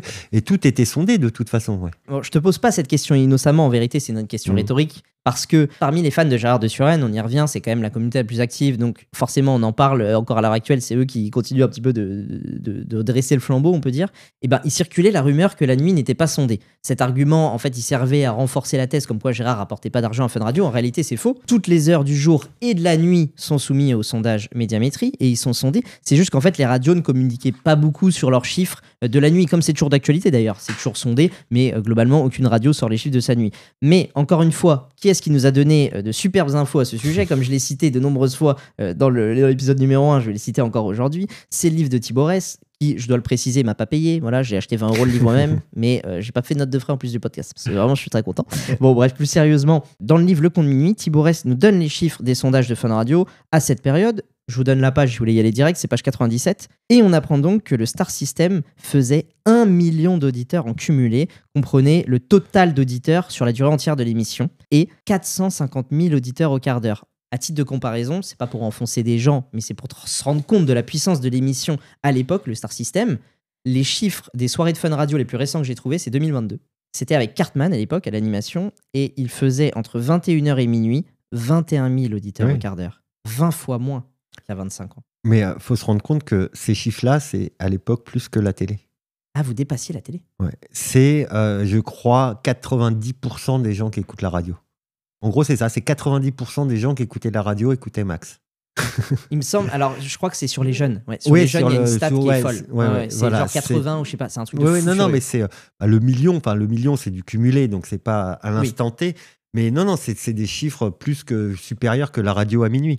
Après, pourquoi c'est pas sondé d'ailleurs? Enfin, pourquoi on sort pas les sondages à minuit? Parce que les sondages servent qu'à vendre des pages de pub. Exact. Plus il y a d'auditeurs, plus la page de pub vaut cher. Là, il n'y a pas de pub, donc voilà. Et alors, pour comparer, le leader du soir en ce moment, maintenant, c'est un certain Diffoul, que tu as connu, dont on va parler bien sûr évidemment tout à l'heure. Lui, il officie entre 21h et minuit et il est premier avec 87 000 auditeurs au quart d'heure. Oui, bah c'est. Imagine, c'est la folie, quoi. Ouais, c'est une autre. Enfin, on peut pas comparer avec aujourd'hui aussi. Il n'y avait pas Internet, il n'y avait pas tout ça. Mais ce que je veux dire, c'est que, imaginez, là, en fait, le pourcentage de gens qui vous écoutaient, la puissance que vous aviez. Oui, c'était une puissance énorme. On en revient à l'anecdote de la nana avec son boulot. Voilà. Mais après, voilà, c'est pas du tout la même époque. À l'époque, les gens, ils avaient. Il y avait quoi, 6 chaînes de télé déjà? Ouais, il y avait 6 chaînes de télé et il y avait la radio. Il n'y avait pas Internet, il n'y avait pas les Netflix, les machins, les trucs. Twitch. Donc, voilà, donc c'est vrai que c'était... Mais c'est quand même un beau score parce qu'il y a plein mal de radios quand même. Oui, c'est quand même énorme, mais c'est pas non plus... Voilà, aujourd'hui, personne ne pourrait refaire ces chiffres, c'est pas possible. Mais en tout cas, il pourrait peut-être cesser la diminution, je ne sais pas. Mais un autre chiffre qui m'a fait totalement halluciner, parce que là, on parle vraiment du milieu de la nuit, c'est les chiffres des débats de Gérard. Qui lui, ils avaient lieu entre minuit et 2h le jeudi soir. Sur la durée de son émission, il pouvait se vanter, Gérard, d'avoir 250 000 auditeurs au quart d'heure, et encore plus flagrant de l'heure de 2h du matin. Donc c'est la fin des débats, il y avait encore 100 000 personnes. 100 000 personnes. En fait, pour mettre en perspective, imaginez qu'un dîner de cons le jeudi à 2h du matin en 1997, il faisait 15% d'audience en plus que la libre antenne numéro 1 du soir à notre époque, là en 2022. Alors que cette libre antenne, elle est entre 21h et minuit, c'est un créneau qui est bien plus exposé, que Gérard, lui, il était à 2h du matin en semaine, je trouve que ça fait quand même un choc, et encore pire, si on regarde les chiffres du Star System, 1 million d'auditeurs en cumulé chaque soir, c'est plus que Europe 2 ou M Radio sur une journée entière en 2024. C'est dingue. C'est dingue. Ah oui, non, mais la radio avait une réelle puissance à l'époque, et la radio en général, et là, l'émission parlait à... Il y avait plus de liberté, c'est ça qu'on comprend pas. Et parlait à une génération. On parlait sans être donneur de leçons, sans être... voilà, mais on était à l'écoute d'une génération, ce qu'il n'y a plus aujourd'hui. Les gens peuvent critiquer par exemple une émission comme Love in Fun, mais pour moi, une émission comme Love in Fun, c'est une émission essentielle qui devrait exister aujourd'hui. Alors, elle a existé jusqu'à il y a longtemps. Hein. En 2018, elle était encore là. Oui, mais Fun avait relancé, mais pas c'est dans pas le pareil. même esprit. Mais pas dans le même esprit. Mais voilà, c'est des choses qui parlent aux gens, qui parlent aux jeunes, qui parlent aux gens, qui parlent aussi et qui faisaient une présence. La libre antenne, on parle des jeunes, mais il y avait tous les gens qui travaillaient la nuit, qui écoutaient, qui étaient au boulot, qui écoutaient pour passer le temps. Les sex shops, les gardiens de parking, les routiers, tout ça. Voilà, on était aussi une présence. En fait, aujourd'hui, il y a aussi toujours ces gens qui travaillent de nuit, mais c'est vrai qu'ils ont plus de choix. Ils ont plus de choix, voilà, tout est dilué, et voilà. Mais après, ça reste des chiffres et surtout, vu la liberté et vu ce que vous permettiez, tu te dis, là, on prend des pincettes, on a peur de son nombre, on a peur de faire plein de choses pour 100 000 personnes. Vous faisiez des dingueries hallucinantes pour 1 million. Honnêtement, c'est fou. Non, mais on les faisait pas pour 1 million. C'est ça, justement, le secret. Oui, mais... On les faisait pour nous. Bien sûr. Non, Bien mais, sûr. Il est là. Enfin, après, c'est le dangereux, mais il est là aussi. C'est que l'ambiance, enfin, moi, en tout cas, quand j'étais avec Max, on était quasiment dans le noir, tous les 2, 3, quand il y avait Julie, à faire l'émission. On ne pensait pas aux gens qui écoutaient. Vous vous rendiez pas compte de la popularité de On l'émission. se rendait pas compte et on voulait pas. C'est comme revenir à la musique, passer ce qui plaisait à Max. C'est exactement pareil. Et c'est ça qui marchait dans l'émission. On n'essayait pas de donner. On passait pas des choses pour faire plaisir aux auditeurs. Max, il passait pas des choses pour faire plaisir aux auditeurs. Il croyait, lui. Il passait des choses pour se faire plaisir, à faire découvrir aux auditeurs. Et l'émission, c'était pareil. C'est le Star System, il est là pour délirer. Après, t'adhères ou t'adhères pas. Et c'est cet esprit-là, en fait, ça faisait adhérer les gens. Jamais on s'est dit, il y a autant de gens qui écoutent. Mais on aurait pu se dire, oula, ils font 1 million, des autorités un petit peu supérieures vont s'intéresser à vous, il y a plus de pression, de trucs comme ça. Non, au final, vous avez quand même conservé votre liberté avec. On nous a pas empêchés au début. C'est génial. Au début, on nous a pas empêchés. Après, je crois qu'il y a quelques autorités qui s'intéressaient quand même. Bon, écoute, non, mais c'est une anecdote. Toi, à ton époque, comme non. ça. Moi, moi, à l'époque, un ancien pote de lycée m'a dit que j'avais un dossier aux renseignements généraux sur moi. Voilà, il me l'a dit. Voilà. Mais pourtant, vous n'avez jamais fait de. Alors après, on m'a dit que c'était à partir du moment où tu t'adressais à du public sur un média, tu l'avais forcément. En fait, à partir du moment où tu peux être une force, une influence, voilà. Ouais, okay. Mais donc, non, il y a des gens qui écoutaient, il y a des gens qui ont fait plein de procès à Fun Radio à l'époque. Mais l'éternel truc, c'est que là, vous n'aviez pas les réseaux sociaux pour vous prendre des shitstorms un peu en direct. Non. Là, vous prenez une lettre sur un dérapage d'il y a 3 jours, c'est fini. Ouais, où on prenait un procès par une association X, par un parti politique. Oui, la SPA, comme il a dit dans l'épisode 1. Voilà, par un parti politique en particulier. Okay. C'est arrivé, oui. Oui, c'est arrivé. Des procès et ça n'a pas freiné. La direction vous a pas dit, bon les gars. Non, attention. Parce qu'il y a. À l'époque, à la limite, prendre un procès de certains partis politiques, c'était bien vu. C'était un honneur. Voilà, c'était un honneur. Non, mais voilà, ils nous soutenaient dans ce truc-là. C'est bien, parce que c'est pas toujours le cas. Mais c'était là très extrémiste. Donc, oui, c'était des partis un peu vénères. Ouais. Okay. Bon, Florent, est-ce que ces sondages, ils se traduisaient par une pression dans l'équipe ? Tu nous as dit que vous calculiez pas trop, vous essayez pas. Est-ce qu'il y avait quand même une forme de pression rapport au sondage ou pas du tout ? Je pense que Max l'avait. Mais il vous l'a pas fait transparaître. Non, moi j'étais pas. Je pense que il y avait des émissions. Max était moins, je pense, tout pression que d'autres émissions. Les émissions de la journée, elle l'avait. Quand c'était les journées des sondages, ça se voyait. Les gens faisaient une tête un peu plus stressée. En attendant le bulletin de notes. En attendant, puis une fois qu'ils l'avaient, ils étaient plus. Voilà. Nous, comme a priori la nuit était pas, était pas publique, nous on l'avait. Moi, je l'avais pas cette pression. Et donc Max, il avait pas de pression pour dire faut que je fasse plutôt, faut que j'aborde plutôt tel sujet, que je découpe l'émission comme ça. Il a pas fait son émission en fonction des sondages du coup. Je pense pas. Après, peut-être qu'il y a eu des discussions avec la direction d'antenne, avec des choses comme ça, mais moi il m'en a jamais fait part et j'ai jamais vu de différence en fait avant ou après les sondages. D'accord. On est d'accord que les sondages, donc c'était une fois par trimestre, c'est ça, comme maintenant.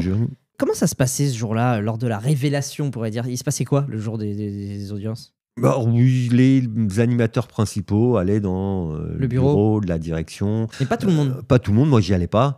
T'étais pas convoqué aux réunions audience. J'étais pas à part une ou deux, voilà. Et ça se passait comment alors quand tu y as été les 2 fois là ? Il se passait quoi ? Le bureau était tout petit, on est assis, certains par terre, certains debout. D'accord. Et puis Benoît Sillard nous félicite, parce que souvent c'était plus pour féliciter quand il voulait. Quand il vous convoquait, c'était pour les bonnes nouvelles. Ouais, voilà, c'était rarement. Enfin, moi, en tout cas, celle que. Voilà, et puis il faisait un petit bilan, ça devait être en plus la fin de l'année, donc il fait la fin de l'année, bonne année. Il n'y avait pas de formalisme, il n'y avait pas de pression. Enfin, moi, je ne l'avais pas. La pression, elle était en dehors, mais moi, je ne la subissais pas. C'est clair. Tant mieux. Tant mieux. Ah oui, non, tant mieux. Et puis, moi, juste, c'est pour l'anecdote des 1 million, moi, tout ce que ça représentait, le jour où il y a eu un sondage qu'on faisait 1 million, on est venu me voir, on m'a dit que j'avais une prime.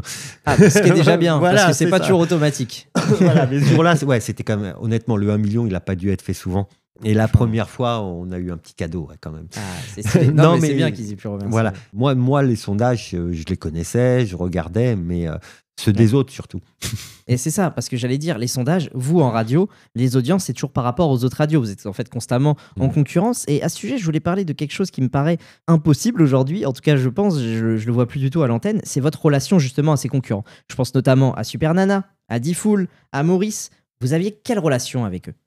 Très bonne, très bonne. Avec tous, ouais. Oui, en général, même si ça s'est un peu tendu avec Diffoul, ouais. Mais parce que c'est voilà, mais non, la plupart, à un moment, c'est comme un mercato en foot. De toute façon, les animateurs, ils passent d'une radio à une autre. Ouais. On va parler, c'est quoi dans ton jingle? On entend Super Nana avec Maître Lévy. Super Nana sur Ciel Mon Rock avec Sylvain, mon aveugle préféré. Le petit, le grand frafrin, la voix mystère, Maître Lévy. Maître Lévy, c'est un des meilleurs potes de Max. Ah, Manu Lévy, c'est. Ils avaient commencé, enfin à l'époque, c'était un de ses meilleurs potes, ils avaient commencé la radio ensemble. Certes, à Fun Radio, ils faisaient des folies d'ailleurs. Voilà, d'ailleurs, le premier Ricky Larsen, c'est Manu. Hein. Ah bon? Ouais, avec Max, mais c'est Max et Manu, et je crois que le premier Ricky Larsen, c'est Manu.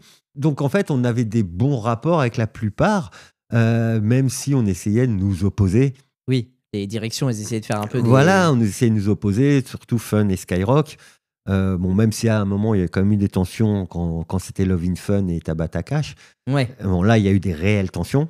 Ouais, bah il y a des passages antennes où d'ailleurs les uns appellent les autres, c'est un peu chaud. Ouais, c'était chaud. Je vous mettrai le lien dans la description. Il y a eu une émission télé aussi où les deux équipes se sont retrouvées en coulisses. Ça a été très très très très chaud. Ok. Ça se discute de la rue sur la libre antenne et ouais. Ça a été très chaud. Ok. Et parce qu'elle avait quoi, Tabata Cash contre Fun Radio? Je comprends pas. Elle est débarquée un peu de nulle part. C'était l'émission à abattre. Elle voulait faire la même chose. Donc, elle faisait un Love in Fun bis. Et ça énervait Love in Fun. Ça énervait, oui. Eux, déjà, il fallait éliminer, prendre l'audience de Fun. Ouais, voilà. Et puis après, c'est vrai qu'il n'y avait pas le même ton non plus. Ils n'avaient pas vraiment le doc, donc ils essayaient de ringardiser le doc. Enfin, voilà, puis Tabata Cash, c'est une ancienne actrice porno. Hein, pour ça. Pour ceux qui n'ont pas la ref, il faut expliquer. En gros, Skyrock, ils ont pris une ancienne actrice porno pour parler de sexe à la jeune génération, alors que Fun Radio, c'était un médecin et un animateur. Voilà, donc c'était ça les deux styles. Après, on était dans le style opposé, dans la provoque, etc. Mais voilà. Mais après, il y a beaucoup d'auditeurs qui essayaient de nous opposer aussi. Ouais. Je vais prendre l'exemple de Maurice. Maurice, Allô, qui va lâcher le prix. Voilà, on n'avait rien contre Maurice. Moi, j'aimais bien ce qu'il faisait. Max, il l'écoutait pas. Enfin, mais est-ce que c'était en même temps? Mais il avait rien contre Maurice. Il nous est arrivé de le rencontrer de temps en temps. Voilà, il n'y avait pas de souci. Et un jour, Max fait une parodie de Maurice. C'est lors d'un jeu, un truc comme ça. Ouais, je sais plus. Il fait un qui va lâcher le prix. Il faisait Voris, comme il faisait Radio Énervé. Il faisait Voris. Et la première chose, dans les 5 minutes, il y a un auditeur qui écoutait Fun et qui a appelé Maurice. Pour le balancer. Pour dire Max se fout de ta gueule. Réaction de Maurice, il nous a appelé. Ouais, je veux écouter ça. Ah ouais, mais c'est génial. Voilà, et puis il l'a parlé et après Max l'a refait avec Maurice qui se faisait passer pour un auditeur qui se faisait raccrocher au nez. Et c'est lui qui jouait cet auditeur. Ouais, donc il n'y avait pas l'autodérision. Il n'y avait pas d'animosité. Quand on faisait Radio Énervé, l'animateur de nuit sur Énergie, il nous appelait pour nous dire qu'il était mort de rire. Voilà, et puis il y a un extrait d'une émission de Max d'ailleurs qui est énorme où Max joue le Star System à fond et s'adresse aux autres radios et leur dit: je vous regarde de là-haut, vous tout petit en bas, etc. Et il les appelle après et il y en a qui rentrent dans le jeu, qui se marrent, voilà, et il y en a un seul qui le prend mal. Mais sinon tout le monde se marrait, rigolait. Qui vient de Énergie? Non. Ah ok. Je croyais. D'accord. Non, celui d'Énergie, malheureusement, je me souviens plus de son prénom. Okay. Mais il était super cool, super sympa. Et il se faisait engueuler d'ailleurs par Énergie parce qu'il nous écoutait. D'accord.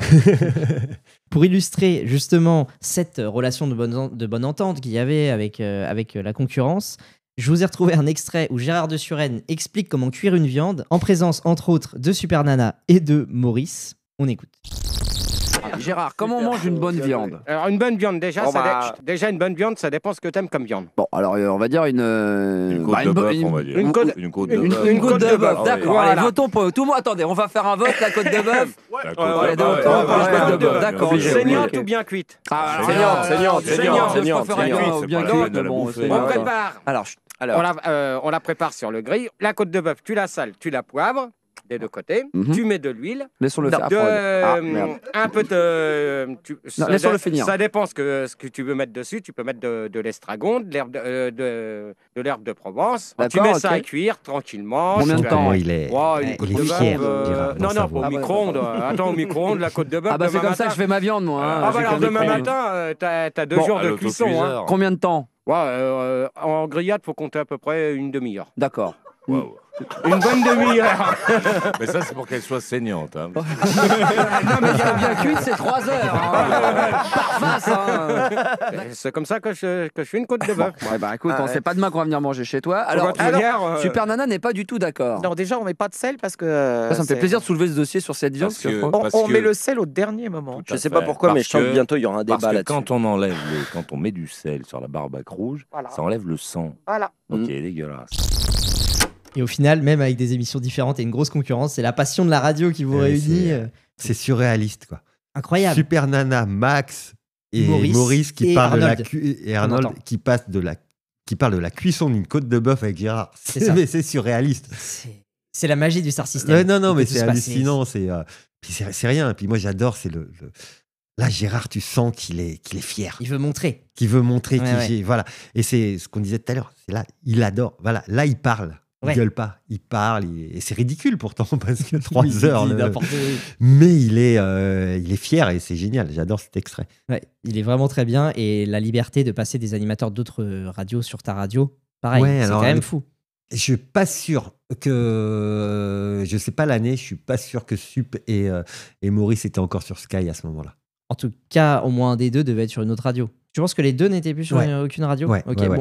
Même si on s'entendait bien, même s'il y avait des trucs, il y avait quand même des choses qu'on faisait pas directement. Venir dans le studio, je suis pas sûr que Maurice l'ait fait quand il était encore sur il est Sky. Passé au téléphone en tout cas quand il était sur Sky, mais pas en studio. Et Super Nana non plus. Je suis pas voilà, il y avait des trucs quand même où il fallait faire léger. Tu sais quoi, je vais essayer de vérifier l'info là de où est quand la date. Je vous mets en description. Comme ça, il y a pas mais c'est vrai qu'il y avait une bonne ambiance. Il nous arrivait surtout avec les animateurs de la nuit, de se retrouver après pour le petit-déj. Voilà. C'est ça. Même entre assistants, de toute façon. Oui, mais on va parler justement du recrutement d'une en particulier. Mais d'abord, je voulais juste parler un petit peu de l'aspect radio passion. Parce que là, toi, tu prouves bien que la radio, c'est un métier passion. Parce que, en fait, la semaine, tu fais l'émission en direct.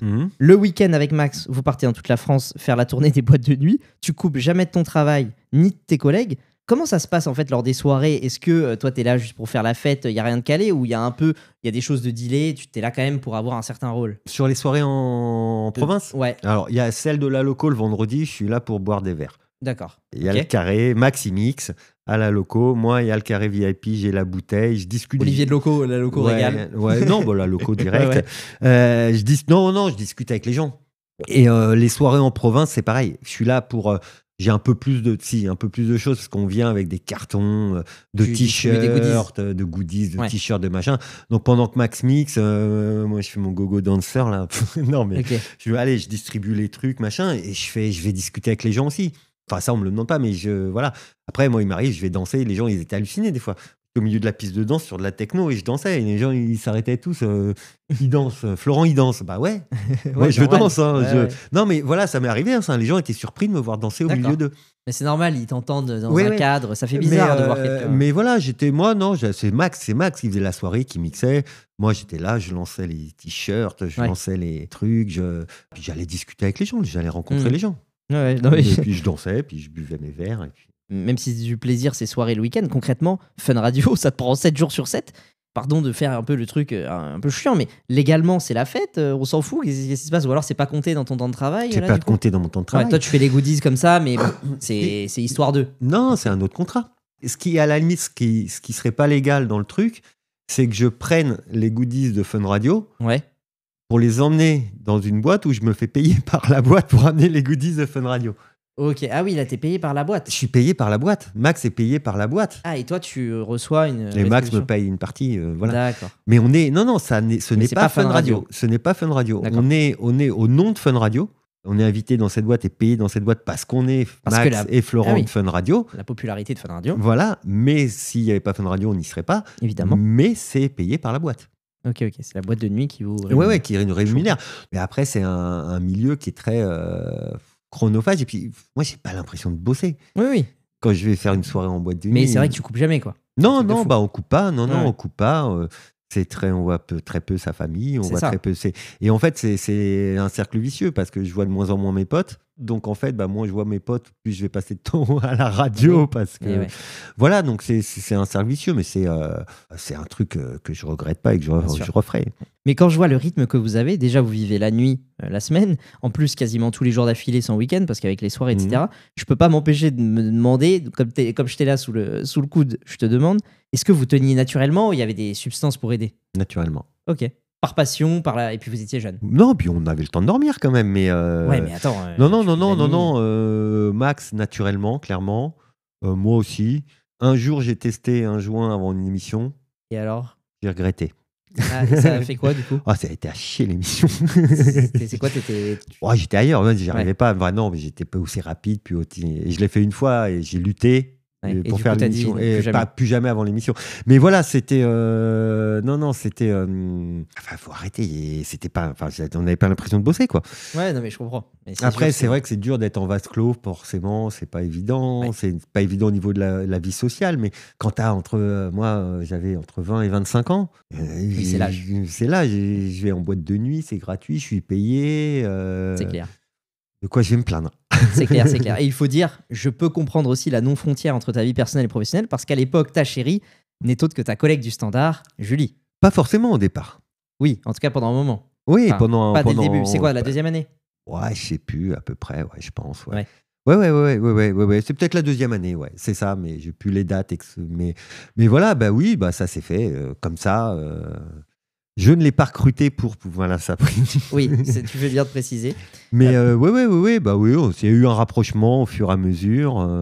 Voilà, et puis c'est vrai que à force d'être ensemble aussi, ça aide. C'est sûr. Et donc vous êtes mis en couple dans le secret. Personne ne le savait. En tout cas, ça n'a jamais été dit à l'antenne. Non, ça n'a jamais été dit à l'antenne. Max faisait des allusions dès le départ, mais même avant qu'on soit ensemble. Donc, c'était pas parti. Okay. Non, on l'a jamais dit. Et puis il y a des gens qui l'ont découvert récemment dans le bouquin, par exemple, qui en ont parlé, mais voilà. Dont Olivier de la Loco qui nous a dit. Mais non, il le savait. Bon, il a peut-être oublié, mais en tout cas, moi, il m'a dit que c'était pas lui qui avait balancé dans le bouquin l'anecdote. En tout cas, les auditeurs, ils entendaient que Max vous chatouillait sur cette proximité avec Julie, mais ils pouvaient penser que c'était de l'humour. Si tu veux bien, on va s'écouter un extrait où Max justement vous vanne. On écoute. C'est un patron des standardistes. Là, c'est Florent. Ouais, mais il y en a deux. Et Raphaëla? Non.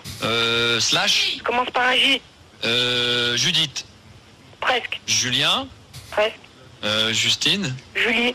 Ah merde! Ah oui, c'est vrai, ah oui, d'accord. Non, on le fait exprès.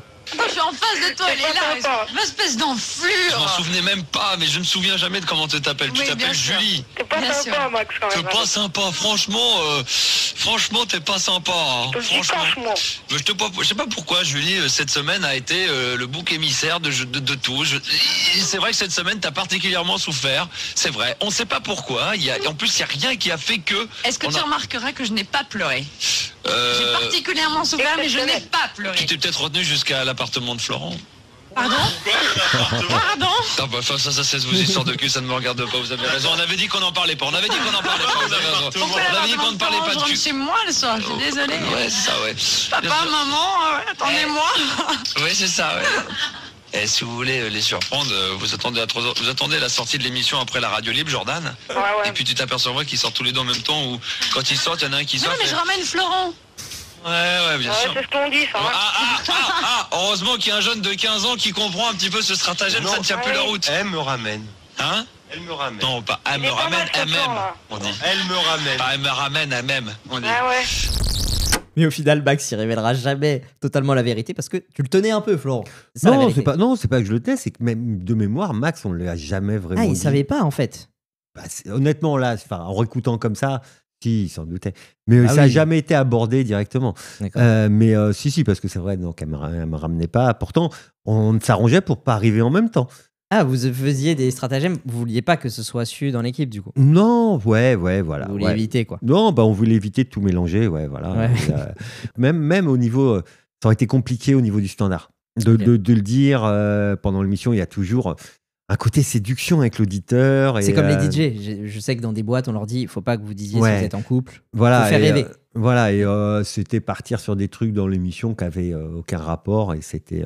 Après, il y a des gens qui le savaient. Un jour, on part en week-end, je crois que c'est au Mont-Saint-Michel, tous les deux. Okay. Et là, on tombe sur un auditeur qui nous reconnaît. Donc physiquement. Alors qu'à l'époque, il n'y avait pas forcément de photos, de trucs. Et là, qui vient, on est tranquille au Mont-Saint-Michel, et le gars, ah, Florent, Julie, je peux avoir un grand. Aïe, aïe, aïe. Et le mec, s'il te plaît, tu dis rien, voilà, mais voilà, il y a des gens qui le savaient. Mais pas à la radio. Il y a des gens qui le savaient à la radio. D'accord. Parce qu'on voyait aussi des gens en dehors de la radio. Je sais pas, ça s'est fait comme ça, et puis on n'a pas même pas réfléchi à ce qu'on dit. Enfin, ça n'a pas duré non plus longtemps, le passage où on était ensemble et à Fun. Il faut dire, Max, il pouvait pas faire de grandes leçons, parce que lui-même, il était en couple en fait avec Jenny, il l'a dit. Oui, il l'a c'est dit. Pas du tout un secret oui. maintenant. Mais à l'époque, c'était un secret, donc c'est pour ça qu'il pouvait pas trop faire le malin. Oui, bah voilà, c'est pareil. Et puis il comprenait le truc aussi. Quoi. Oui. Il avait son personnage, il était avec Jenny. Pendant que je faisais Max et Jenny, ils étaient ensemble. Ouais, oui. Des fois, j'étais un peu entre les deux, c'était chaud.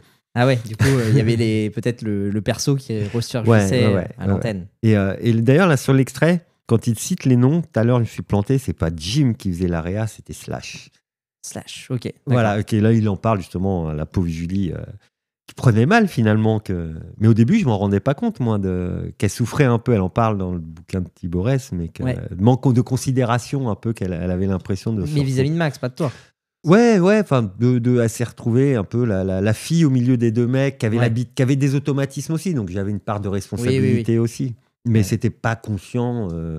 Oui, puis elle parle juste du hors antenne, qu'il n'y a pas vraiment de psychologie feed, tout ça dans le livre. Je vous laisserai découvrir. Ouais, mais après, hors antenne, ça devenait différent. Parce que hors antenne, nous, on va chercher les moments ensemble. Et on va s'éloigner un peu justement de Max. Il n'y a plus vraiment de rapport à ce moment-là. Le peu de temps libre qu'on peut avoir en dehors de l'émission, on va essayer de le passer pour nous. Oui, je comprends. En même temps, vous êtes déjà 7 sur 7. Bon, ouais, voilà. Donc, c'est. Mais c'était. Voilà, il y a eu des changements. Voilà, Max. Ça a eu des changements aussi sur nos rapports avec Max, involontairement. C'est logique aussi, cela dit. J'avais moins de temps à passer avec Max. Non, puis voilà, j'ai moins de temps à passer. Des fois, on se fait un ciné. Non, je viens pas aujourd'hui, j'ai autre chose à faire. Voilà, non, mais par exemple, c'est ça. On était moins disponible pour être. C'est marrant, avec Max, vous pouviez faire des ciné et tout. Ouais, avant, souvent en fait, quand on revenait de soirée en province le dimanche, on allait se faire un ciné en rentrant. Ouais, comme si vous étiez déjà que 7 jours sur 7 ensemble. Voilà, et souvent on allait se faire un ciné après en rentrant le dimanche soir en rentrant des soirées de province. Non, mais c'est quand même beau, vous avez une belle relation, franchement, c'est cool. Et puis c'est vrai qu'à un moment, je vais pas me faire. Non, j'ai plus le temps de me faire un ciné. De toute façon, c'est un peu la règle universelle quand un nouveau couple se met ensemble. Ouais, voilà, c'est un peu ça. Ils calculent eux et pas les autres, c'est normal. Mais bon, c'était sympa. Ouais. Et alors, j'ai appris une nouvelle fois dans le livre Le Conte de Minuit quelque chose sur ta mise en couple, Florent. Il y a 3 lignes qui concernent ça, je vais les lire, et puis j'aurai une question juste après pour toi. Alors, je lis les lignes, hop, c'est page 75. Les épaules collées, Julie et Florent sont en couple depuis cette soirée dans le bureau de Max, où ils se sont avoués leurs sentiments sans un mot, par chanson d'amour interposée, en piochant dans la banque CD du patron. Ça, c'est un grand moment. C'était quoi ces chansons? Il y en avait plein. C'est original, c'est la classe, franchement. C'était même pas calculé. Donc quand je dis qu'on n'est que de l'impro, mais même ça, c'était de l'impro. C'était collé aux locaux, là, je suis pas d'accord, mais bon. Non, en fait, je sais même pas qui a commencé, honnêtement. Je pense que c'est Julie qui me draguait, mais non. Et elle a plus ou moins essayé de me le dire par une chanson. Et puis moi, j'ai dû prendre une autre chanson. C'est-à-dire, elle a pris un CD, elle l'a mis dans la, je sais pas, chaîne. Je veux dire, non, j'ai peut-être pas direct, voulez-vous coucher avec moi ce soir, mais un truc comme ça. Moi, j'étais en couple, donc j'ai dû lui envoyer un titre Maîtresse ou ma maîtresse d'image. Génial. En disant que elle a répondu par autre chose et j'ai répondu par un autre titre et ça a duré des heures. Ah ouais, donc vous étiez dans le bureau comme ça? Dans le bureau CD. Et en fait, on passait des CD, on n'a pas dit un mot et on se parlait en fait. C'était une conversation. Mais sans vous parliez, vous n'avez pas parlé? Non, c'était un peu un défi. Et puis à la fin, ça devenait drôle parce que c'était ça, c'était un jeu. C'était tiens, vas-y. Oui. Qu'est-ce que Non, mais je mets ça, vas-y, réponds à ça. Trouve un morceau pour aller derrière. En fait, c'est devenu un jeu. Au départ, c'est parti comme ça, et puis après, c'est devenu un gros délire. D'accord. C'est génial. Vas-y, trouve un morceau à mettre derrière ça. Et puis après, tu cherchais plus à piéger l'autre qu'à dire quelque chose. Mais ouais, c'était trouver des extraits de chansons, des morceaux qui voulaient dire quelque chose et se parler comme ça, faire un dialogue comme ça. C'est vraiment original. Bon, ouais, franchement, voilà. Ça fait rêver. Et ça, c'est Julie qui l'a raconté. Ah, c'est pas toi? Non, je crois que c'est elle qui l'a raconté dans le bouquin. Ok. Bon, alors j'ai les extraits où vous lisez réciproquement des poèmes à l'antenne avec Julie, mais bon, on n'est pas obligé de les écouter. Hein. C'est toi qui moi, vois. Ça me dérange pas. Hein. C'est toi qui vois. Si ça te fait plaisir de réécouter ces moments-là. Non, bah ouais, ça va me faire rire. Je sais qu'on avait fait une parodie de 5h du mat aussi ensemble. Je l'ai pas. On n'était pas encore ensemble à l'époque d'ailleurs, mais non, mais ouais, si, ça va me faire rire. Donc, on a la partie où c'est toi qui fais des poèmes à Julie et la partie, voilà. Et c'était en quelle année ça, tu l'as? Ça doit être. Je vais la retrouver. Tu sais quoi, j'écris pareil dans la description. Mais... Juste pour essayer de me remettre justement dans le contexte, est-ce qu'on était ensemble ou pas? Bah écoute, je te fais écouter, je cherche pendant l'extrait. Alors, on se concentre. Julie, quand tu réponds au téléphone. Julie, quand tu réponds aux auditeurs. Oh non, c'est un chier. Julie, quand il te traite de conne. Oh non, pas Julie, j'ai envie de te dire, continue au standard, c'est cool de bosser avec toi. Oh voilà, ouais, super. On ne dira pas plus. Julie ne souhaite peut-être pas dire ce qu'elle a ressenti dessus. Allons. Oh là là, juste à côté, tout ça chauffe. Bah ouais, là ils vont se faire des caresses, donc on va être obligé de mettre un disque là. Ils sont amoureux grave l'un de l'autre et ils osent pas se le dire. Non, donc j'ai pas la date, je suis désolé. Ouais, non, mais c'était justement, c'était moi pour voir si c'était. J'ai pas la date précise, c'est dans une compilation d'archives d'un mec qui s'appelle Vincent sur YouTube. Incroyable. Oui. Le mec, il a mis 9 heures d'archives, c'est fou. T'étais même pas sûr, vous étiez ensemble à l'époque? Je sais pas. Justement, je sais pas. C'est pour ça que je l'ai essayé de voir, mais je pense que si. Bon, on écoute la réponse du berger à la bergère. Julie à Florent. Bon, vous me coupez pas, hein. Alors, à toi Florent, à ta grandeur dame, bon bah je viens bosser avec elle, à tes cours de technique radio. Mais non, le pote de gauche, à tes coups de gueule. Je t'avais dit qu'il fallait pas le passer celui-là, à ton charme viril. Quoi, je me suis pas rasée, à tes phrases d'enjôleur. Mais oui, t'es belle, à tes inquiétudes pour moi. Alors, heureuse, à tes obsessions consternantes. Mais putain, t'as vu la bagnole? À tes passions pathétiques. Il y a pénalty là, putain, à l'arbitre. À tes reproches désagréables. Parle moins fort, tout le monde t'entend. À tes requêtes de flemmard. Tu veux pas aller me chercher des clopes? À ta grande générosité. Tu veux un café? À ton égoïsme de mal. Je suis sur Internet. À ton impatience. T'as pas bientôt fini, là? À tes fantasmes de bouc. Mais j'en ai pas, moi. À ton humour implacable. Mais je rigole. À ton look hors pair. T'as mis un t-shirt blanc aujourd'hui? Ouais, et alors? À ton air de fête mal à l'aise. Bah, tu veux pas simuler avec machin? À ton mépris machiste. Qu'est-ce que j'en ai à faire? À tes humeurs changeantes. Mais non, je fais pas la gueule. À tes questions débiles. Qu'est-ce que t'as encore? À toi, tout simplement. Qui me supporte si gentiment et sans qui je laissais travailler, je ne pourrais. Là, il y a amour sur roche, là. Il n'y a plus Anguille, là. Ça va plus loin qu'Anguille, là. Là, il y a amour sur roche. On est d'accord, là, il y a un truc. C'est clair. Là, il doit se passer. Florent, alors? Alors? Elle est jolie. J'ai pas tout compris. Je vois pas. Pas. Il est amoureux. Non, il y a certaines phrases que j'ai pas compris. Ah bon, il y a. Tu leur diras dans le creux de l'oreille. Oh là, on a du mal à croire qu'il se passe rien entre vous, quand même. Merde. Là, il y a du private joke. Ouais, bah c'est normal. En même temps, Non, mais là, en écoutant sa réponse. Tu sais que oui. Ah oui, clairement. Oui, évidemment. Et Gérard derrière, te dira. Incroyable. Ouais, mais Gérard était jaloux. Bah, c'est normal, puisque sa tu l'as dit. Caille. En fait. Ma caille, exactement. Comme il l'appelait. Ouais, mais non. On en jouait en fait. Ça faisait partie d'un des feuilletons en plus. Ouais, mais même entre nous, on en jouait. D'accord. Des fois, c'est marrant d'avoir un secret. Non, puis se passait un auditeur, se passait des trucs, c'était, on se chambrait. Oui, vous en profitiez, comme vous étiez proches, pour vous faire des petites et puis se vanner, machin, ça, on en jouait vachement, ouais. Bon, et du coup, cette idylle, elle a duré avec Julie, même après ton départ de Fun Radio. Plus après. Ça a duré au moins...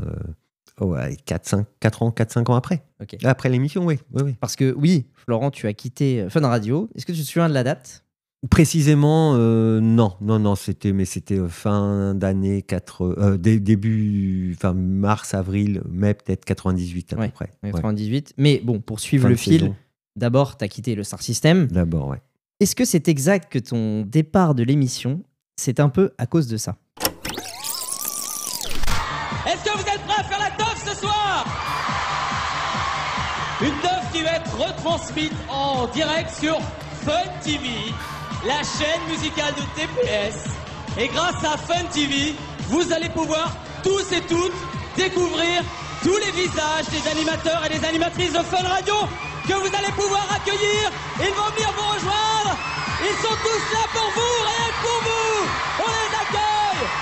Tous les animateurs et les animatrices de Fun, ils sont là, toutes les stars de Lorenzo, Nabil, en passant par Florian Gazan, Stéphane Douce, Eric Ramsey-Arnold, Jessica, ils sont tous là, rien que pour vous. Alors est-ce que vous êtes prêts à bouger? Bon, j'ai laissé exprès le nom des animateurs pour nous remettre. Et il n'y avait pas Max. Exactement. C'est ça, exprès. Exprès, Et il n'y a pas de mention du Star System. Donc bon, est-ce que je sais pas, il était dans l'émission, il voulait pas se montrer, je sais pas. Mais pas de Max. Ouais, alors que il pourtant, voulait c'est pas des se stars montrer. d'époque quand même. Ouais, mais il voulait peut-être pas se montrer. Je sais pas, c'est.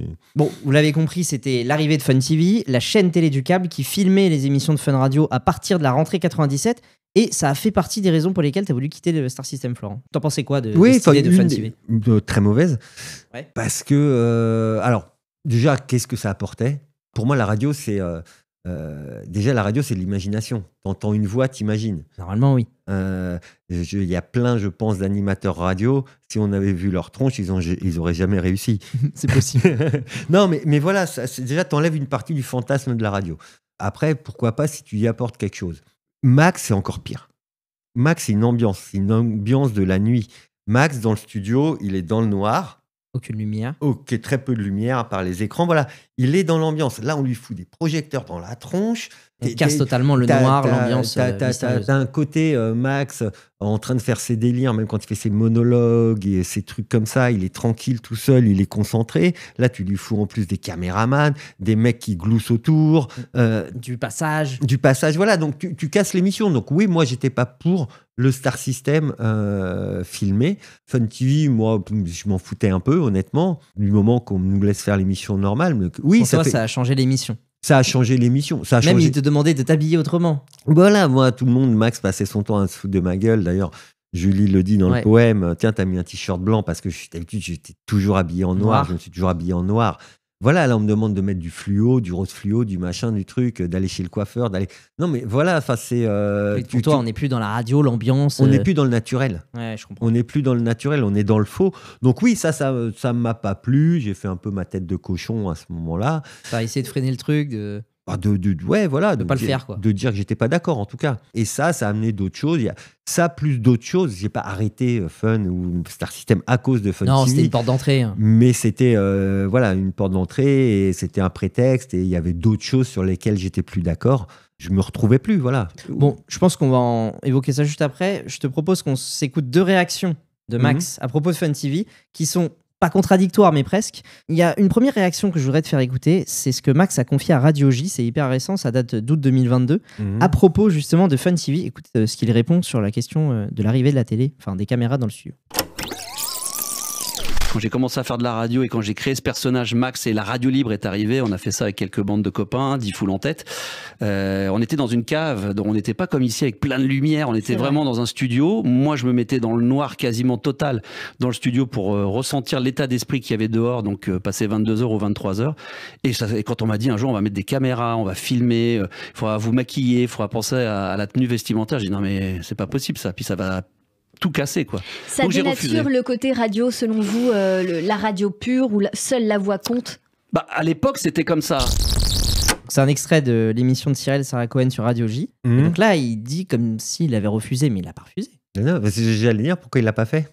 Pourquoi il n'a pas dit non, ça dénature l'émission? En fait, ce qu'il a fait, c'est qu'il se faisait filmer avec une ombre chinoise, etc. Il a essayé quand même. Mais c'est quand même Max qui a décidé de casser cette ambiance, d'avoir une équipe de 10 personnes dans le studio. Ouais. À l'époque, moi, je ne l'ai pas entendu dire ça. Et alors, une autre réaction qui va un petit peu dans ce sens-là, là, pour le coup, c'est écrit, c'était lors de son interview à Histoire radiophonique, j'ai déjà cité une partie de cette interview, Peleux lui dit « Tu dis être timide, je me souviens qu'au lancement de Fun TV, tu masquais l'objectif de la caméra où tu te mettais dans le noir tandis que tes photos dédicacées étaient faites de dos. Réponse de Max, je cite « Non, c'était pas par timidité, mon émission de radio était conçue pour faire jouer l'imaginaire. D'ailleurs, la radio s'écoute et la télévision se regarde. Pour moi, l'arrivée des caméras cassait le charme de la radio.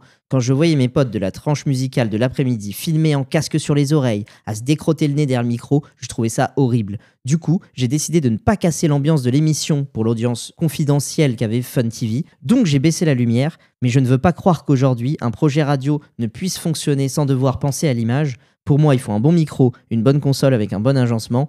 Je mettrais peut-être une caméra dans le studio, mais là, je l'allumerai quand j'en ai envie. » Oui, mais moi, voilà. Pour toi, c'est pas la réaction qu'il y a eu à l'époque. Non, parce que, après, encore une fois, j'étais pas dans les petits papiers. Je pense que Max avait le choix et avait le poids pour au moins refuser ou trouver autre chose ou parler d'autre chose. Mais pour moi, c'est pas ce qu'il a fait. D'ailleurs, il a construit une équipe pour le faire. Donc, il y avait des gens qui étaient là. Il a fait venir des gens pour le filmer. Tu te souviens, toi, de discussions à l'époque avec Max sur Fun TV ? Oui, de ce qu'il en disait. Tu te souviens de ce qu'il en disait ? Moi, ils ont essayé de me convaincre de dire que c'était bien, machin, truc. Non, il cherchait effectivement des solutions pour pas apparaître directement, parce qu'il a toujours cherché à se masquer, machin. Mais j'ai jamais eu le sentiment qu'il allait contre non plus. Il n'était pas à 100% pour, c'est clair que ça le... Oui, il a cherché des stratagèmes, en tout cas, qu'il a mis en place. Mais c'est clair que ça a dénaturé l'émission pour moi. Rien que sur le nombre de gens, sur l'ambiance. Oui, ça a changé des choses. Sur l'ambiance, c'est tout ça qui change l'ambiance. Et quand tu changes l'ambiance, ça jouait sur l'ambiance, cette émission. Pour justifier ton départ, Florent, qui s'est fait d'un commun accord avec Max, je crois. Ouais. Oui. De... Non, je sais plus honnêtement, mais oui, non, ça a été. Il n'y a pas eu de clash, vraiment de clash. Tu évoques des divergences sur le contenu de l'émission. À quoi tu fais référence ? À cette ambiance, comment justement Fun TV, traitement de Gérard. Ah, ça t'a dérangé du coup ? Est-ce qu'on en parlait dans la première émission en fait. T'as dit que toi, quand même, tu regrettais pas les trucs, mais tu regrettais qu'on l'ait mis, en gros, pour résumer, en animateur, c'est ça ? Ouais, en animateur, ou trop lui donner cette importance qui pouvait être dangereuse justement pour lui. Voilà, tout ce traitement de le faire râler tout le temps. Enfin, voilà, c'est plein de cette petite chose et une certaine pression derrière aussi que j'avais pas envie. Mais il y a tellement de gens qui attendent ta place, tu sais que tu es un peu... pressé. Ouais. Voilà, donc t'as préféré, tu vois, il y avait plus cette en fait, il y avait plus cette ambiance justement du fait que je sois aussi moins dispo pour Max. Il y avait plus cette ambiance de camaraderie. Il l'a retrouvé vers d'autres gens et j'ai compris à un moment aussi que ces autres gens étaient là pour me remplacer. Ah ouais, t'as senti que... Un petit peu, ouais, quand même. Voilà, donc... C'est des gens qui étaient arrivés par Fun TV. Fun TV, Fun Radio, voilà. Et voilà, et moi, donc je me retrouvais plus dans l'émission. J'avais aussi compris que j'étais pas forcément fait pour être à l'antenne. Donc j'ai essayé. Pourtant, t'avais animé un réveillon de Noël. Oui, mais bon, c'était pas fameux. Enfin, réveillon du jour de l'an. Mais voilà, j'étais plus commencé à être attiré un peu par plus les métiers de derrière, la production, la direction d'antenne, la programmation, des choses comme ça. Donc j'ai essayé. De m'éloigner de l'antenne et d'aller un peu plus là-dessus. Ça fait un enchaînement. Donc, tu as fait un métier dans un bureau ? Vite fait. C'était quoi ce métier ? En fait, on m'avait donné quelques missions à l'époque. Le directeur antenne de l'époque, d'études sur les quarts d'heure moyens des autres radios. Je faisais des comparaisons entre les mornings. D'accord. Des chiffres. Des chiffres, des quarts d'heure, non. Puis je dessinais des camemberts avec, tiens, eux, ils passent la pub à tel endroit, machin. Je disséquais en fait ce qu'ils faisaient. Ah, ok. Parce qu'en fait, des écoutes de pige un peu. Des écoutes de pige, mais vraiment, en fait, les radios, si on écoute heure par heure une émission, c'est toujours la même chose. C'est toujours construit pareil et je devais détailler les constructions des émissions, les comparer avec les taux d'audience et savoir où ils étaient faibles, où ils étaient forts pour pouvoir les contrer et nous faire autre chose derrière. Donc, je faisais ça pour Énergie, Sky. Évidemment fun pour pouvoir comparer. Et ça te plaisait comme travail ou... Ouais, c'était intéressant, ça. Mais sachant que, quand même, petite parenthèse, avant de quitter l'antenne pour les bureaux, tu as fait l'été 97 la réalisation du Morning de Lorenzo. Ouais, voilà. C'était 6h, 9h, tout peut arriver avec Lorenzo et Ginny ou il n'y avait que Lorenzo ? Il n'y avait que Lorenzo. C'était une pige, un remplacement pendant les vacances. Je savais que ça s'arrêterait à la rentrée. Je crois que le réalisateur était en vacances. Oui, pour l'été. Pour l'été, donc voilà, l'été, j'ai travaillé un peu avec Lorenzo. C'était cool, c'était sympa. C'est un mec adorable. On s'est bien marré. Et puis, je savais que ça s'arrêterait après. Pour entendre un petit extrait de Lorenzo au Morning, allez. Fun Radio, bonjour le monde, bonjour la France, bonjour à toi qui te réveille et salut à toi qui va te recoucher, t'en as bien besoin. Bon, il est 6h du matin et nous apprenons ce matin que Pamela Anderson divorce de Tommy Lee Jones. Une bien triste nouvelle. Tommy Lee Jones l'aurait battue. Elle aurait fini en neige et c'est une horreur. Heureusement, nous, on a la musique pour se concéder avec Pills et Rock Me sur Fun Radio. Bonjour, il est 6h. Fun Radio, juste un peu plus de tubes. Plus des tubes. Est-ce que tu as réussi à reconnaître, c'est une vraie question, hein, c'est pas une interro, la personne qui co-anime un peu avec lui là, dans l'extrait? Non. Je sais pas du tout qui est cette voix masculine. Ça devait être son réal. Non, je pense que c'était son réal. D'accord, son réal titulaire qui, lui, quand il était parti en vacances. Ouais. Mais parce qu'il n'avait pas. Lorenzo, c'était pas une grosse équipe à l'époque. Enfin, moi, quand j'y étais, il n'y avait pas une grosse équipe. Hein. Il y avait lui, son réal, le standard, et c'est tout. Hein. Ok. Et alors, Lorenzo, est-ce que tu sais lui aussi ce qu'il devient ou pas? J'ai suivi un peu, il a fait quelques mornings, mais là, je crois qu'il fait des voix off de cinéma, des choses comme ça. Et alors, ce qui est trop marrant, c'est que lui aussi, il a été la voix off d'un Dîner presque parfait pendant 9 ans en alternance avec Miguel de Rennes. En fait, les gars de Fun Radio, un Dîner presque parfait, parce que 20 ans plus tard, tous les deux, ils ont fait le même chemin. C'est assez atypique quand même, je trouve. Franchement, c'est marrant. Je crois que Lorenzo, il était assez comédien, une formation de comédien, etc. Sur la voix, etc. Puis même mais en revoix, donc c'est... Ok. Voilà, donc non, c'est son truc. Et alors, ce qui est drôle, c'est c'est aussi une voix off, comme tu l'as dit, très connue. Et il est notamment une voix off de radio, comme c'est notre média de prédilection dans l'ombre du micro. Je sais pas si tu sais de quelle radio c'est le voix off. On écoute. The Incredible.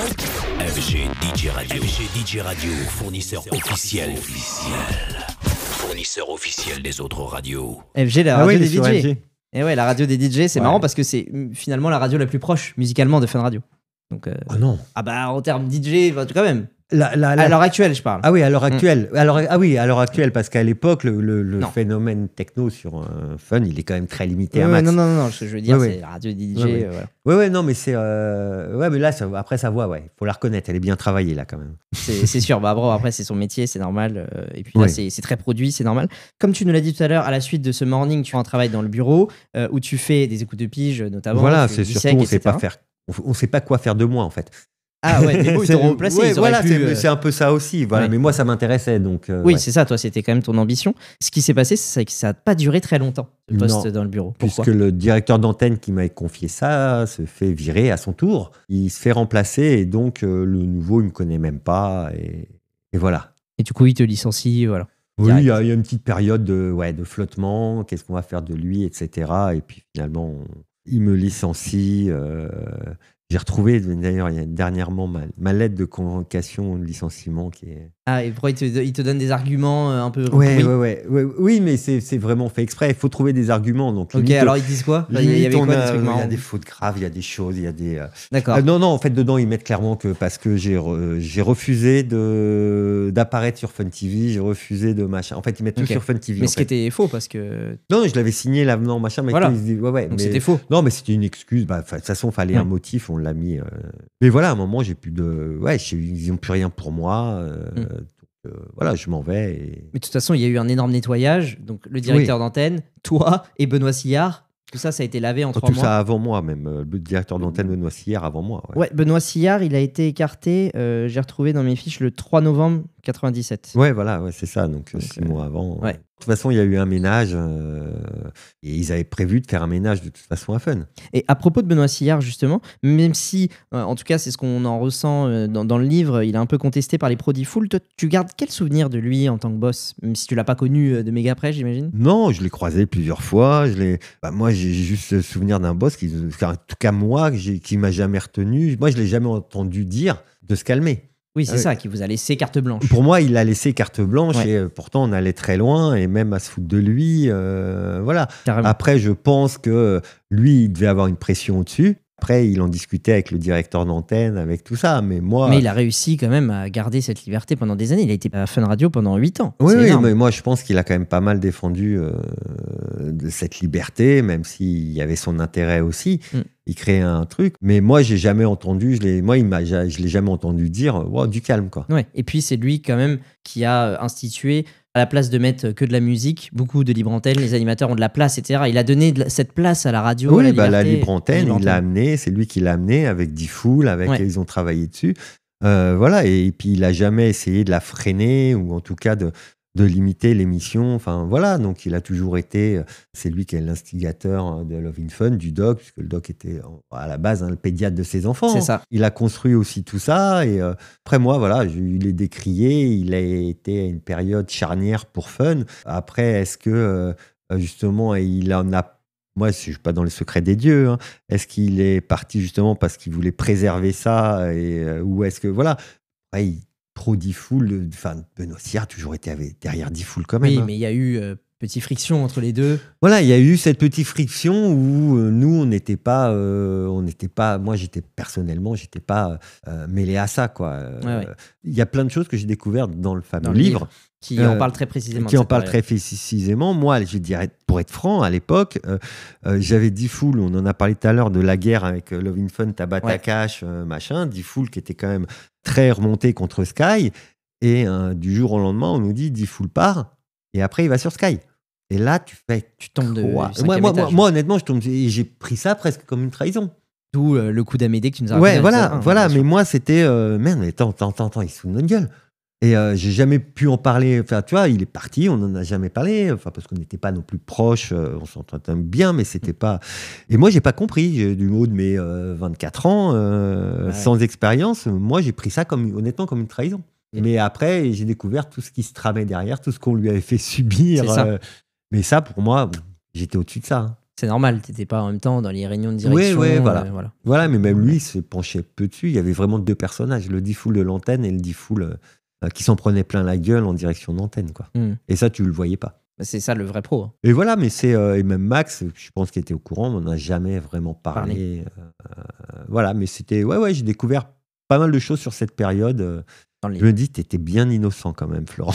Ah oui, c'est normal, c'est pas ton rôle non plus, c'est normal. Et alors, tu m'as fait la transition toute trouvée, tu t'as parlé de Skyrock, de cette rivalité justement. À propos de Benoît Sillard, il faut dire que même Pierre Bélanger, le patron de Skyrock, grand rival, je dirais pas ennemi, mais bon, presque de Fun Radio, il a déclaré à la suite de son départ, je sais pas si tu connais cette citation, Benoît Sillard était un adversaire redoutable et acharné. En 8 ans de compétition, on s'est mis plusieurs fois un genou à terre et on s'est toujours relevés tous les deux.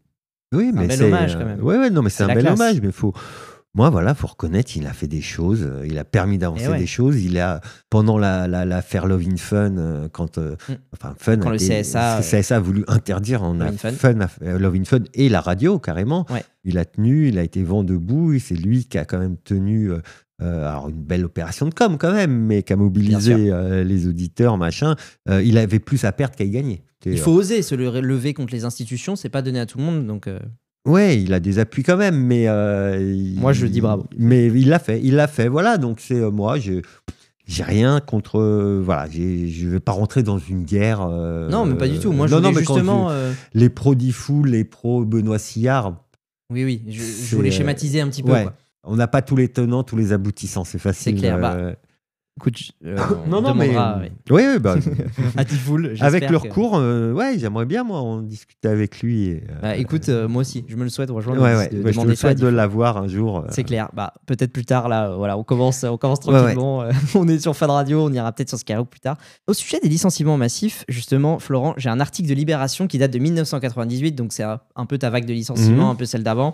Tu pourras nous le commenter juste après. Je trouve qu'il est assez intéressant. C'est un article de Libération. Donc je vais te le lire, il fait 2 pages.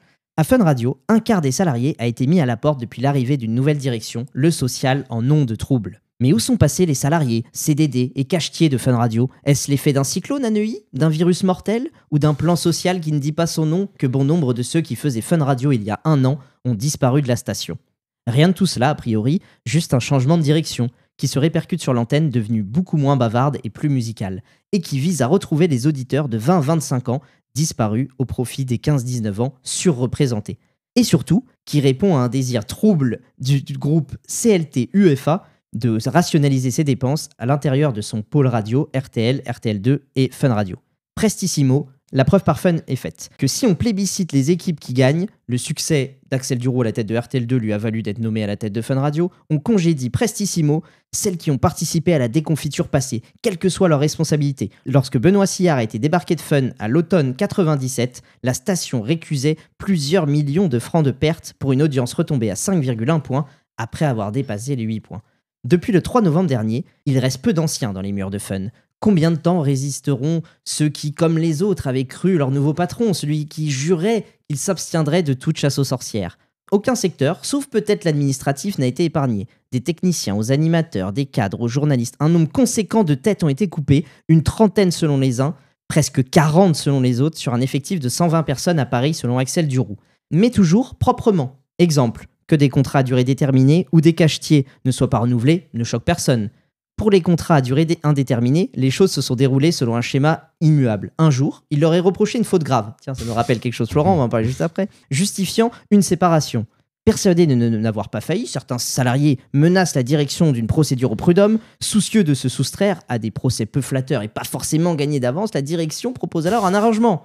Le motif du licenciement est choisi suffisamment neutre, une perte de confiance par exemple, pour n'occasionner aucune incidence ultérieure sur la carrière de l'intéressé, et chacun gratte ce qu'il peut financièrement. Difficile de refuser, les indemnités sont perçues immédiatement, bien plus rapidement que si un tribunal devait s'en mêler. Aujourd'hui, le monde de la radio n'étant pas spécialement vaste, la probabilité de retrouver un jour ou l'autre dans l'obligation de retravailler avec l'équipe responsable du licenciement incite à adopter une attitude conciliante. Nombre de licenciés qui souhaitent rester anonymes par peur de représailles évoquent des méthodes expéditives, des gens virés comme des chiens. Du jour au lendemain, semble-t-il, des salariés sont tombés en disgrâce, sans explication, si ce n'est la volonté d'embaucher des gens neufs à leur place. Axel Duroux dément avoir essuyé des conflits graves et justifie cette décision. Il y a des gens dont il fallait se séparer, d'autres qui voulaient partir, et d'autres qui ne s'adaptent pas à ce qu'on essaie de mettre en place. Pour convaincre de l'harmonie qu'il s'est créée autour de lui, Duroux parle des cadres qui travaillent à ses côtés à RTL2 depuis plusieurs années et qui pour certains le suivent dans l'aventure fun, comme la directrice de la communication et de la promotion. Cependant, ne pas imaginer qu'il s'agit de pure affection de leur part. Pour réaliser des économies d'échelle, les deux stations sont engagées dans une voie de rapprochement. Fun déménage aux côtés de RTL2 rue Bayard. Fun vient d'adopter un logo en forme de carré rose, cousine du carré rouge de RTL2. Fun inaugure une antenne sans blabla comme celle de RTL2. Tous ces éléments font naître des rumeurs de vente. Une fois que les comptes de Fun auront renoué avec le positif et l'audience avec les sommets. Jean-Michel Cardraon, le directeur de la station CLT-UFA, dément formellement et définitivement ces affirmations et se demande à qui elles profitent. Pas aux licenciés de Fun Radio en tout cas.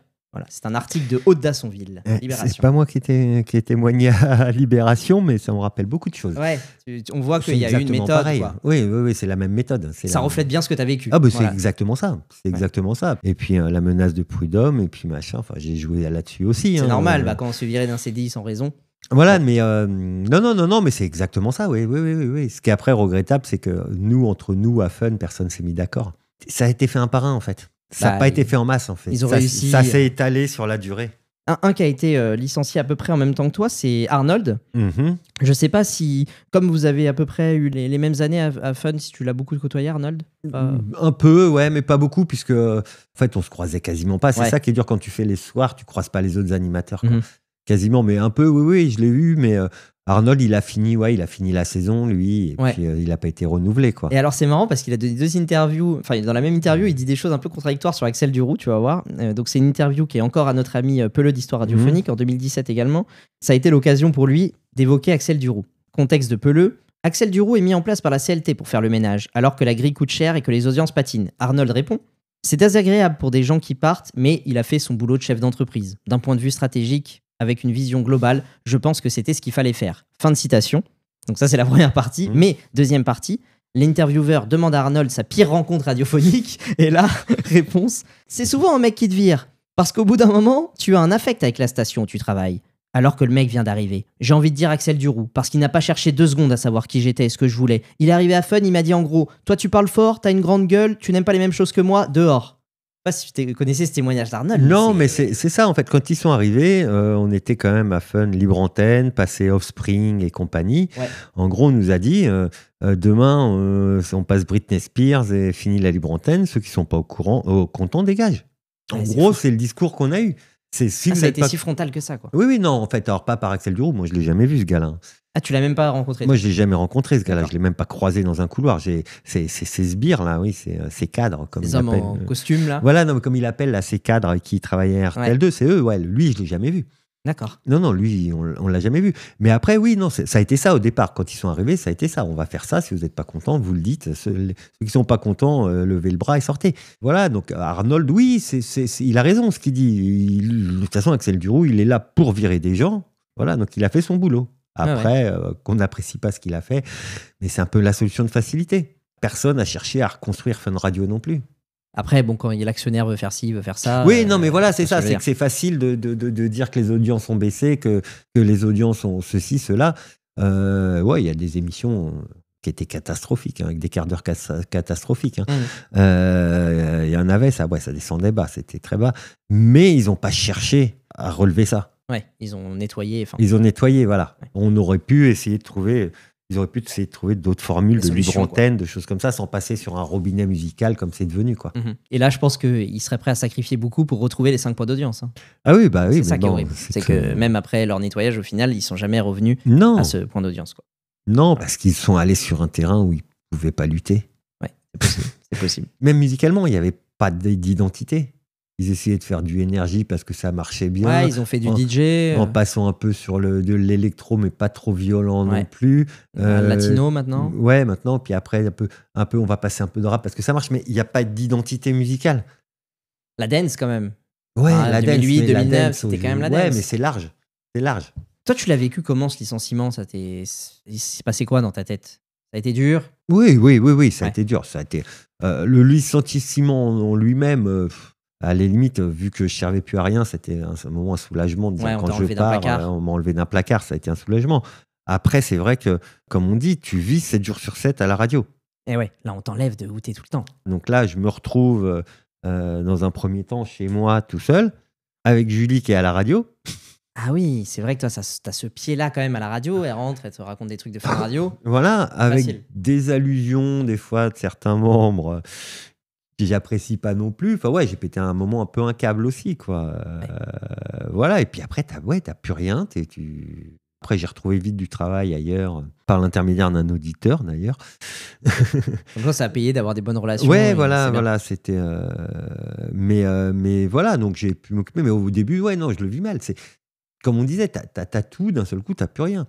La loco, avant, j'allais aux soirées de la loco, je rentrais, j'avais ma bouteille. Et après, quand j'y allais après la radio, je tombais sur le videur qui me disait non, vous n'êtes pas accompagné, vous ne pouvez pas rentrer. C'est un peu ça. Non, mais ouais, c'est un peu ça. Tu passes de Florent de Fun Radio à Florent. Ah, même pas Florent, à personne. Ouais, non, mais c'est ça. Mais ça change des relations. Ça change les relations, ça change tout ça. Tu retombes un peu. Ouais. Après, ça permet de faire le tri entre les gens intéressés et les gens pas intéressés. Mais bon, là, comme tu racontais dans l'épisode 1, quand t'appelles une maison de disques, bon, t'as plus les disques. Ah oui, bah là, t'as plus les disques. Boîte, Moi, je les appelais pour un boulot. J'avais même plus les disques, j'avais même pas le boulot. Non, mais voilà, c'est ça. C'est que t'es. Ouais, non, ça fait. T'as une petite période de dépression, ouais. C'est ce qui arrive souvent à la fin des cycles. C'est un peu. Puis surtout, enfin voilà, quand tu donnes tout ton temps, tout ton machin, là, ton monde s'effondre. Ton monde s'effondre, t'as plus rien, ouais. T'as plus rien. Est-ce que tu as gardé des contacts avec des gens de Fun Radio, que ce soit du Star System ou même Fun Radio tout court? Vaguement Miguel et Arnaud, enfin WF. Arnaud, des rapports, enfin des trucs de temps en temps sur Internet, mais sinon, non. Pas Max? Non, je le regrette. Ouais. Moi, je l'ai croisé un jour dans la rue. Ah, et alors? Vous êtes parlé? Oh, vite fait, c'est moi qui suis allé vers lui. Ah, salut, tu me reconnais, mais il n'a pas pu faire autrement. Ouais. On a parlé vite fait, on se boit un verre un jour, tiens, voilà mon numéro, puis il m'a jamais rappelé, mais voilà, j'ai essayé Pourtant, vous n'êtes pas quitté en mauvais termes. Pas mauvais terme, mais non, il zappe. Ouais. Il zappe, voilà. Là, il passe à autre chose. Mais non, je l'ai même essayé de le recontacter quand il a... quand il a lancé ses chaînes là, la Max Radio, ouais, Max Radio, son truc Facebook, son truc Instagram, j'ai liké, voilà, enfin, je me suis fait remarquer. Donc, s'il était intéressé, il sait où me trouver. Bon. Non, mais tu vois, si c'est vraiment ça l'intéressait d'avoir une nouvelle, voilà, il sait où me trouver. J'ai commenté 2-3 posts qu'il a fait, il sait que c'est moi. Donc, s'il a envie, il pouvait. Voilà, je vais pas insister non plus. Hein. Non, mais c'est. Voilà. Ainsi va la vie, on verra. Hein. Oui, non, mais ainsi va la vie. Mais tu vois, voilà, j'envoie un petit truc, le mec, il répond pas. Oui, il n'a pas mordu à l'hameçon. Ouais, bon, bah, voilà. C'est que ça l'intéresse pas, donc je vais pas insister. Ouais. Depuis la fin de ton aventure à Fun, t'as plus jamais fait de radio, il me semble? Non, non. Est-ce que ça te manque? Oui et non. Non, cette ambiance, oui. Faire de la radio pour faire quoi, c'est ça. Voilà. Après, oui, le média me manque. On m'a proposé des choses sur des radios locales, des choses comme ça. Plutôt des postes de direction? Non. Enfin, d'animation? Ouais, récemment encore. Ah ouais. Moi, j'ai des idées d'émissions. Ok. J'ai des idées d'émissions qui sont pas forcément dans l'air du temps, mais il y a des choses que j'aimerais bien construire en radio, soit en podcast, soit même Et t'as une chaîne jamais YouTube. franchi le cap? J'ai jamais franchi le cap, tout simplement parce que je considère pas ça comme un passe-temps. Pour toi, ça doit être à 100%. Et quoi. ça doit être à 100%. Et si je pars c'est ce que j'ai répondu à un directeur de radio à côté de chez moi, si je pars dans ce projet d'émission, je le fais à fond. Ça demande des heures de préparation et je sais que je les ai pas. Donc il faut que ce soit ton travail, etc. Voilà, c'est que j'ai des trucs, j'ai des idées ambitieux, mais voilà, une émission, ça se prépare. Bien sûr. Ça se prépare, ça. Ou pas, comme le Star System. Ou pas, oui, regarde. mais j'ai pas le talent de l'improvisation de Max. Donc, non, mais moi, j'adorais faire des émissions sur la musique. Enfin, sur la musique ou sur des choses comme ça. Enfin, il y a plein de choses à raconter sur la musique et décloisonner, justement, par exemple, tous ces styles musicaux. Moi, je suis rap, moi, je suis rock, moi, je suis électro. Ça veut dire quoi? Et au final, tout découle de l'un de l'autre. Voilà, et ça, j'aimerais bien essayer de faire des émissions là-dessus, montrer quel sample a servi, quel morceau a servi de sample sur un truc de rap, quel truc a été repris à tel endroit. Voilà, faire des émissions. Il y a des chaînes Insta qui cartonnent de ça. Ça marche très bien. Ça marche vraiment très bien. Et vraiment un truc sur... J'adorais faire ça, c'était un projet d'émission, mais ça demande un travail énorme, et donc j'avais pas le temps de le faire, donc j'ai dit non. Ça m'intéresse toujours, mais j'aime aussi la liberté. Ouais, c'est clair. Parce que là, tu as un autre métier totalement autre. Tu veux bien révéler dans quel domaine tu es? Oui, pour l'instant, oui. Là, je travaille sur une salle de répétition musicale, salle de concert. Je fais la programmation des concerts et puis je m'occupe de l'accueil, la technique des groupes qui viennent répéter. Pour l'instant, je fais ça. Mais tu es là, quand même dans la musique. Oui, c'est dans la musique. Je côtoie des groupes de musique. J'ai managé quelques groupes de musique jusqu'au Covid à peu près. Managé en plus, carrément. J'ai managé un peu de booking de groupes de musique que j'ai aidé à se développer, etc. Je suis toujours dedans. Voilà. Après, là, honnêtement, j'ai envie de bouger un peu. J'ai envie de chercher. Je cherche.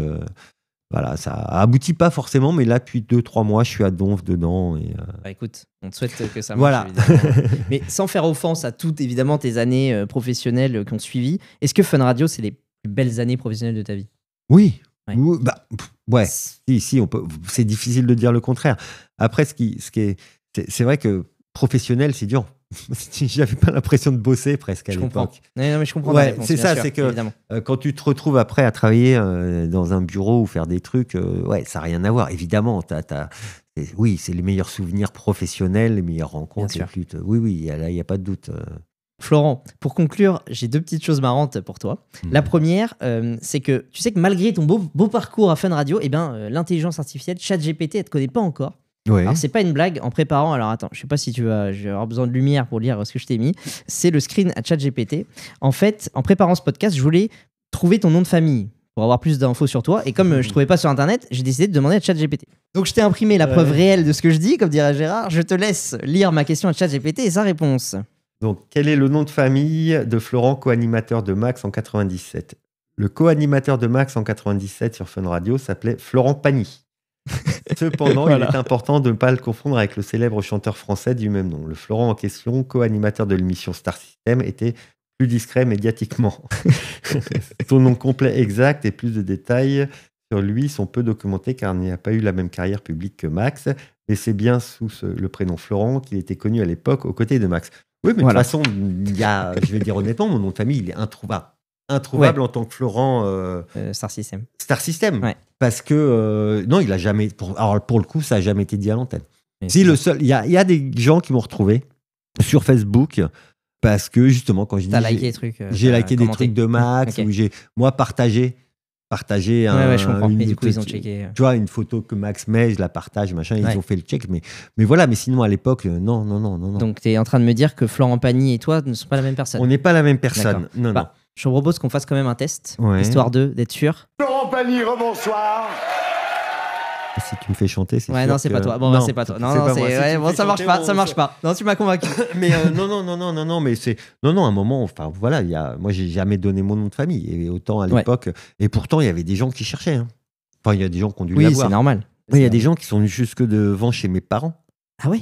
En banlieue, ouais. C'était quoi l'objectif? Mais alors, c'était gentil. Non, c'était gentil. Ça fait flipper, mais ça partait d'une bonne intention. Mais un jour, pour mon anniversaire, j'ai reçu un roman photo sur ma vie. Quoi? Mais ils avaient autant de photos que ça? Ils avaient eu les infos les infos, je sais pas, mais il y a une photo de la baraque où j'ai grandi, donc chez mes parents, il y avait... Oui. Alors, c'était pas méchant, c'était pas une mauvaise intention, mais ça fait bizarre. Mais ça fait bizarre, oui, c'était... Mais non, donc il y a eu des trucs comme ça, assez hallucinants, où... mais les gens, des fois, ils me suivaient à la sortie de la radio. Un jour, j'ai flippé. Hein. Ah ouais? Et t'as fait comment du coup? T'as semé Non, à un moment j'ai dit à l'antenne, puis que j'en avais marre de gens qui suivaient. Voilà, qui c'est qui me suivait, puis en plus ils venaient pas me voir, c'était un peu chelou. Donc il y a un chauffeur de taxi qui m'a dit, je viendrai te chercher maintenant. Ok. non, mais d'où là, c'était hallucinant, voilà. Mais, non, il y a des gens qui étaient à donf. Oui, et puis quand t'as 1 million de personnes, forcément t'as une partie, tu vois, sur 1 million, tu peux avoir 1 ou 2 mecs bizarres. Hein, la probabilité est plus énorme que là sur... Après, qu'il fasse Max, pas moi. Mais Max, il a eu, j'ai entendu. Non, mais il a dû avoir des trucs. Il a eu des trucs chelous. En plus, Max, il se livrait beaucoup sur ses parents, sur ces trucs comme ça. C'est ça qui plaisait aux gens aussi, mais il faut faire attention, quoi. Bon, pour conclure, Florent, ça fait déjà 2 heures qu'on parle de cet épisode numéro 2. On a déjà fait un épisode 1 de plus de 2 heures. Qu'on parle des coulisses du Star System et plein d'autres choses. J'aimerais qu'on finisse en parlant de radio et que tu nous dises qui est la personne qui t'a le plus inspiré dans ce métier, que ce soit en tant qu'auditeur, collaborateur, ou même quelqu'un que tu as simplement croisé? Avant d'être à Fun? Peu importe, vraiment la personne, tu penses à la radio, qui est-ce qui vraiment t'a le plus inspiré, même que t'as rencontré à Fun, par exemple? Moi, avant Fun, j'étais fan de Carbone Cadence, La Voix du Lézard, Super Nana, La Fesse, Zégut aussi, pour sa connaissance de musique rock, etc. Donc moi, c'est ça qui m'a donné envie de cette liberté, tous les animateurs de Carbone, de choses comme ça. Après, à la radio, clairement, non, sans être lèche-cul Max. En même temps, t'étais avec le boss. Oui, voilà. Donc, non, c'est... j'ai jamais entendu aujourd'hui aussi fort dans son domaine. Mais je suis assez d'accord, et allez écouter les archives, franchement, c'est exceptionnel. Là, j'en ai déjà passé pas mal aujourd'hui, mais allez écouter, c'est assez exceptionnel. En tout cas, merci beaucoup, Florent, de tout nous avoir raconté. Merci à toi de nous ramener à tous ces souvenirs. Mais il faut être 2, donc merci. Je pense que là, on a vraiment transmis le flambeau du Star System dans tous les détails. Je pense que pour les fans, toi, tu as raconté plein de coulisses, d'inside, de trucs qui n'avaient jamais été racontés. Pour comprendre un peu tout ça. Les fans de radio, vous avez la mécanique d'une énorme émission, d'une émission légendaire. Et les fans du Star System, vous avez eu avec même les histoires perso, vous avez tout eu. J'espère que j'ai fait vraiment le tour. En tout cas, merci pour ces années au Star System. Je t'écoute encore beaucoup, avec beaucoup de plaisir. Mais ça me fait, honnêtement, ça me fait bizarre parce que. Oui, c'est vrai que ça fait bizarre. Félicitations. Ouais. En tout cas, si vous avez apprécié cette première série de podcasts, voilà, cet épisode numéro 2, mais cette série numéro 1 sur Star System, abonnez-vous sur votre plateforme de podcast. La suite arrive avec un autre univers, un autre membre de l'équipe d'une autre radio légendaire. Je peux pas encore révéler qui, mais l'affaire avance bien, j'ai déjà eu un accord et croyez-moi que ça va envoyer du bois. J'ai dit ça tout à l'heure à Florent, il était content de ma programmation, il m'avait dit. C'est un grand moment. C'est du lourd, donc soyez bien là, ce sera le mois prochain, et puis je vous donnerai le nom du prochain invité en exclusivité sur Instagram, dans l'ombre du micro. Si vous voulez me soutenir, vous pouvez laisser une note 5 étoiles pour que d'autres personnes puissent entendre cet épisode absolument passionnant, et puis vous avez également la description en dessous avec toutes les infos, les archives pour écouter, toutes les infos complémentaires, ce que j'ai pas su dire à Florent là en direct sur les années, j'essaierai de vous retrouver, de vous mettre dans la description. Et puis pour finir, vous trouverez mon mail afin de m'envoyer toutes vos demandes d'invités, vos critiques, vos questions. Je lirai et je répondrai à tout le monde. Merci d'avoir écouté jusqu'à la presque fin, parce que il reste une seule chose là. Tu sais, Florent, que c'est la première de ce podcast. On est encore en phase de test. Là, on essuie les plates. On fait un peu comme vous, le Star System. Il y a des séquences, on ne sait pas si elles vont durer. Donc là, je te prends totalement de court. En fait, pour finir les épisodes, j'aimerais que le mot de la fin, ce soit l'invité qu'il est. Parce que c'est vous qui êtes important dans ce podcast. C'est vous qui venez nous raconter les secrets de Radio Mythique. C'est vous qu'on a envie d'entendre. Du coup, ce que je vais faire, c'est que je vais physiquement partir. Bon, il se trouve que c'est pas très grand ici. Oui. Je t'aurais bien dit, je vais dans le jardin. J'en ai pas. Bon, ça, c'est un problème. Non, mais tu sautes pas par la fenêtre. Non, je suis pas sauté par la fenêtre. Mais au moins, je vais ouvrir ma porte qui grince là. Et puis, je vais sortir. Et à ce moment-là, Florent, t'auras le micro pour toi tout seul. L'auditeur sera à toi. L'auditoire sera à toi. Tu dis ce que tu veux, que ce soit en rapport avec le moment qu'on vient de passer ou pas, avec les iPhones, avec radio. Peu importe. Tu prends le temps que tu veux. 10 minutes, 10 secondes. Moi, t'inquiète, j'ai des trucs à faire. Donc, ne soucie pas du timing. Non, ça sera pas 10 minutes. J'ai des délires. En tout cas, le podcast, il se terminera avec toi, avec ce que tu as voulu exprimer. En plus, je vous promets que j'ai pas prévenu Florent. Je te prends totalement au cours. mais c'est hyper difficile comme exercice. Tu me dis quand t'es prêt. Oui, je suis prêt. Je retire mon casque. Et puis, voilà, moi, je m'en vais. J'attends que tu sortes avant de commencer pour dire toutes les bêtises sur toi. C'est ça. Allez, à tout à l'heure et bonne fin de podcast. À tout à l'heure. Non, je voudrais surtout remercier toute cette communauté de rendre encore vivant toute cette période du Star System, toutes ces équipes, les débats de Gérard, etc. Et surtout, je voudrais dire aux gens de continuer à penser, à être libre, à profiter, comme on parlait tout à l'heure à la fin du numéro 1, allez découvrir, soyez curieux, allez partager des choses, créer des radios, créer des podcasts, créer des émissions sur Internet, créer, n'arrêtez pas de créer, vivez vos passions, allez voir les petits groupes de musique, soyez curieux, voilà, je vous invite tous à être curieux, à sortir un peu de chez vous et de partager, d'aller découvrir les gens, le monde, voilà, qu'on se parle tous ensemble, qu'on recrée cet esprit de la radio, de fun, cet esprit de l'époque. Aujourd'hui, c'est important, on en a besoin. Voilà, donc je vous incite tous à aller sortir, à aller découvrir des nouvelles radios, à aller découvrir des nouvelles musiques, être curieux. Voilà, aujourd'hui, c'est ce qu'il faut et on en a besoin. Et je pense que ça sera mon mot de la fin.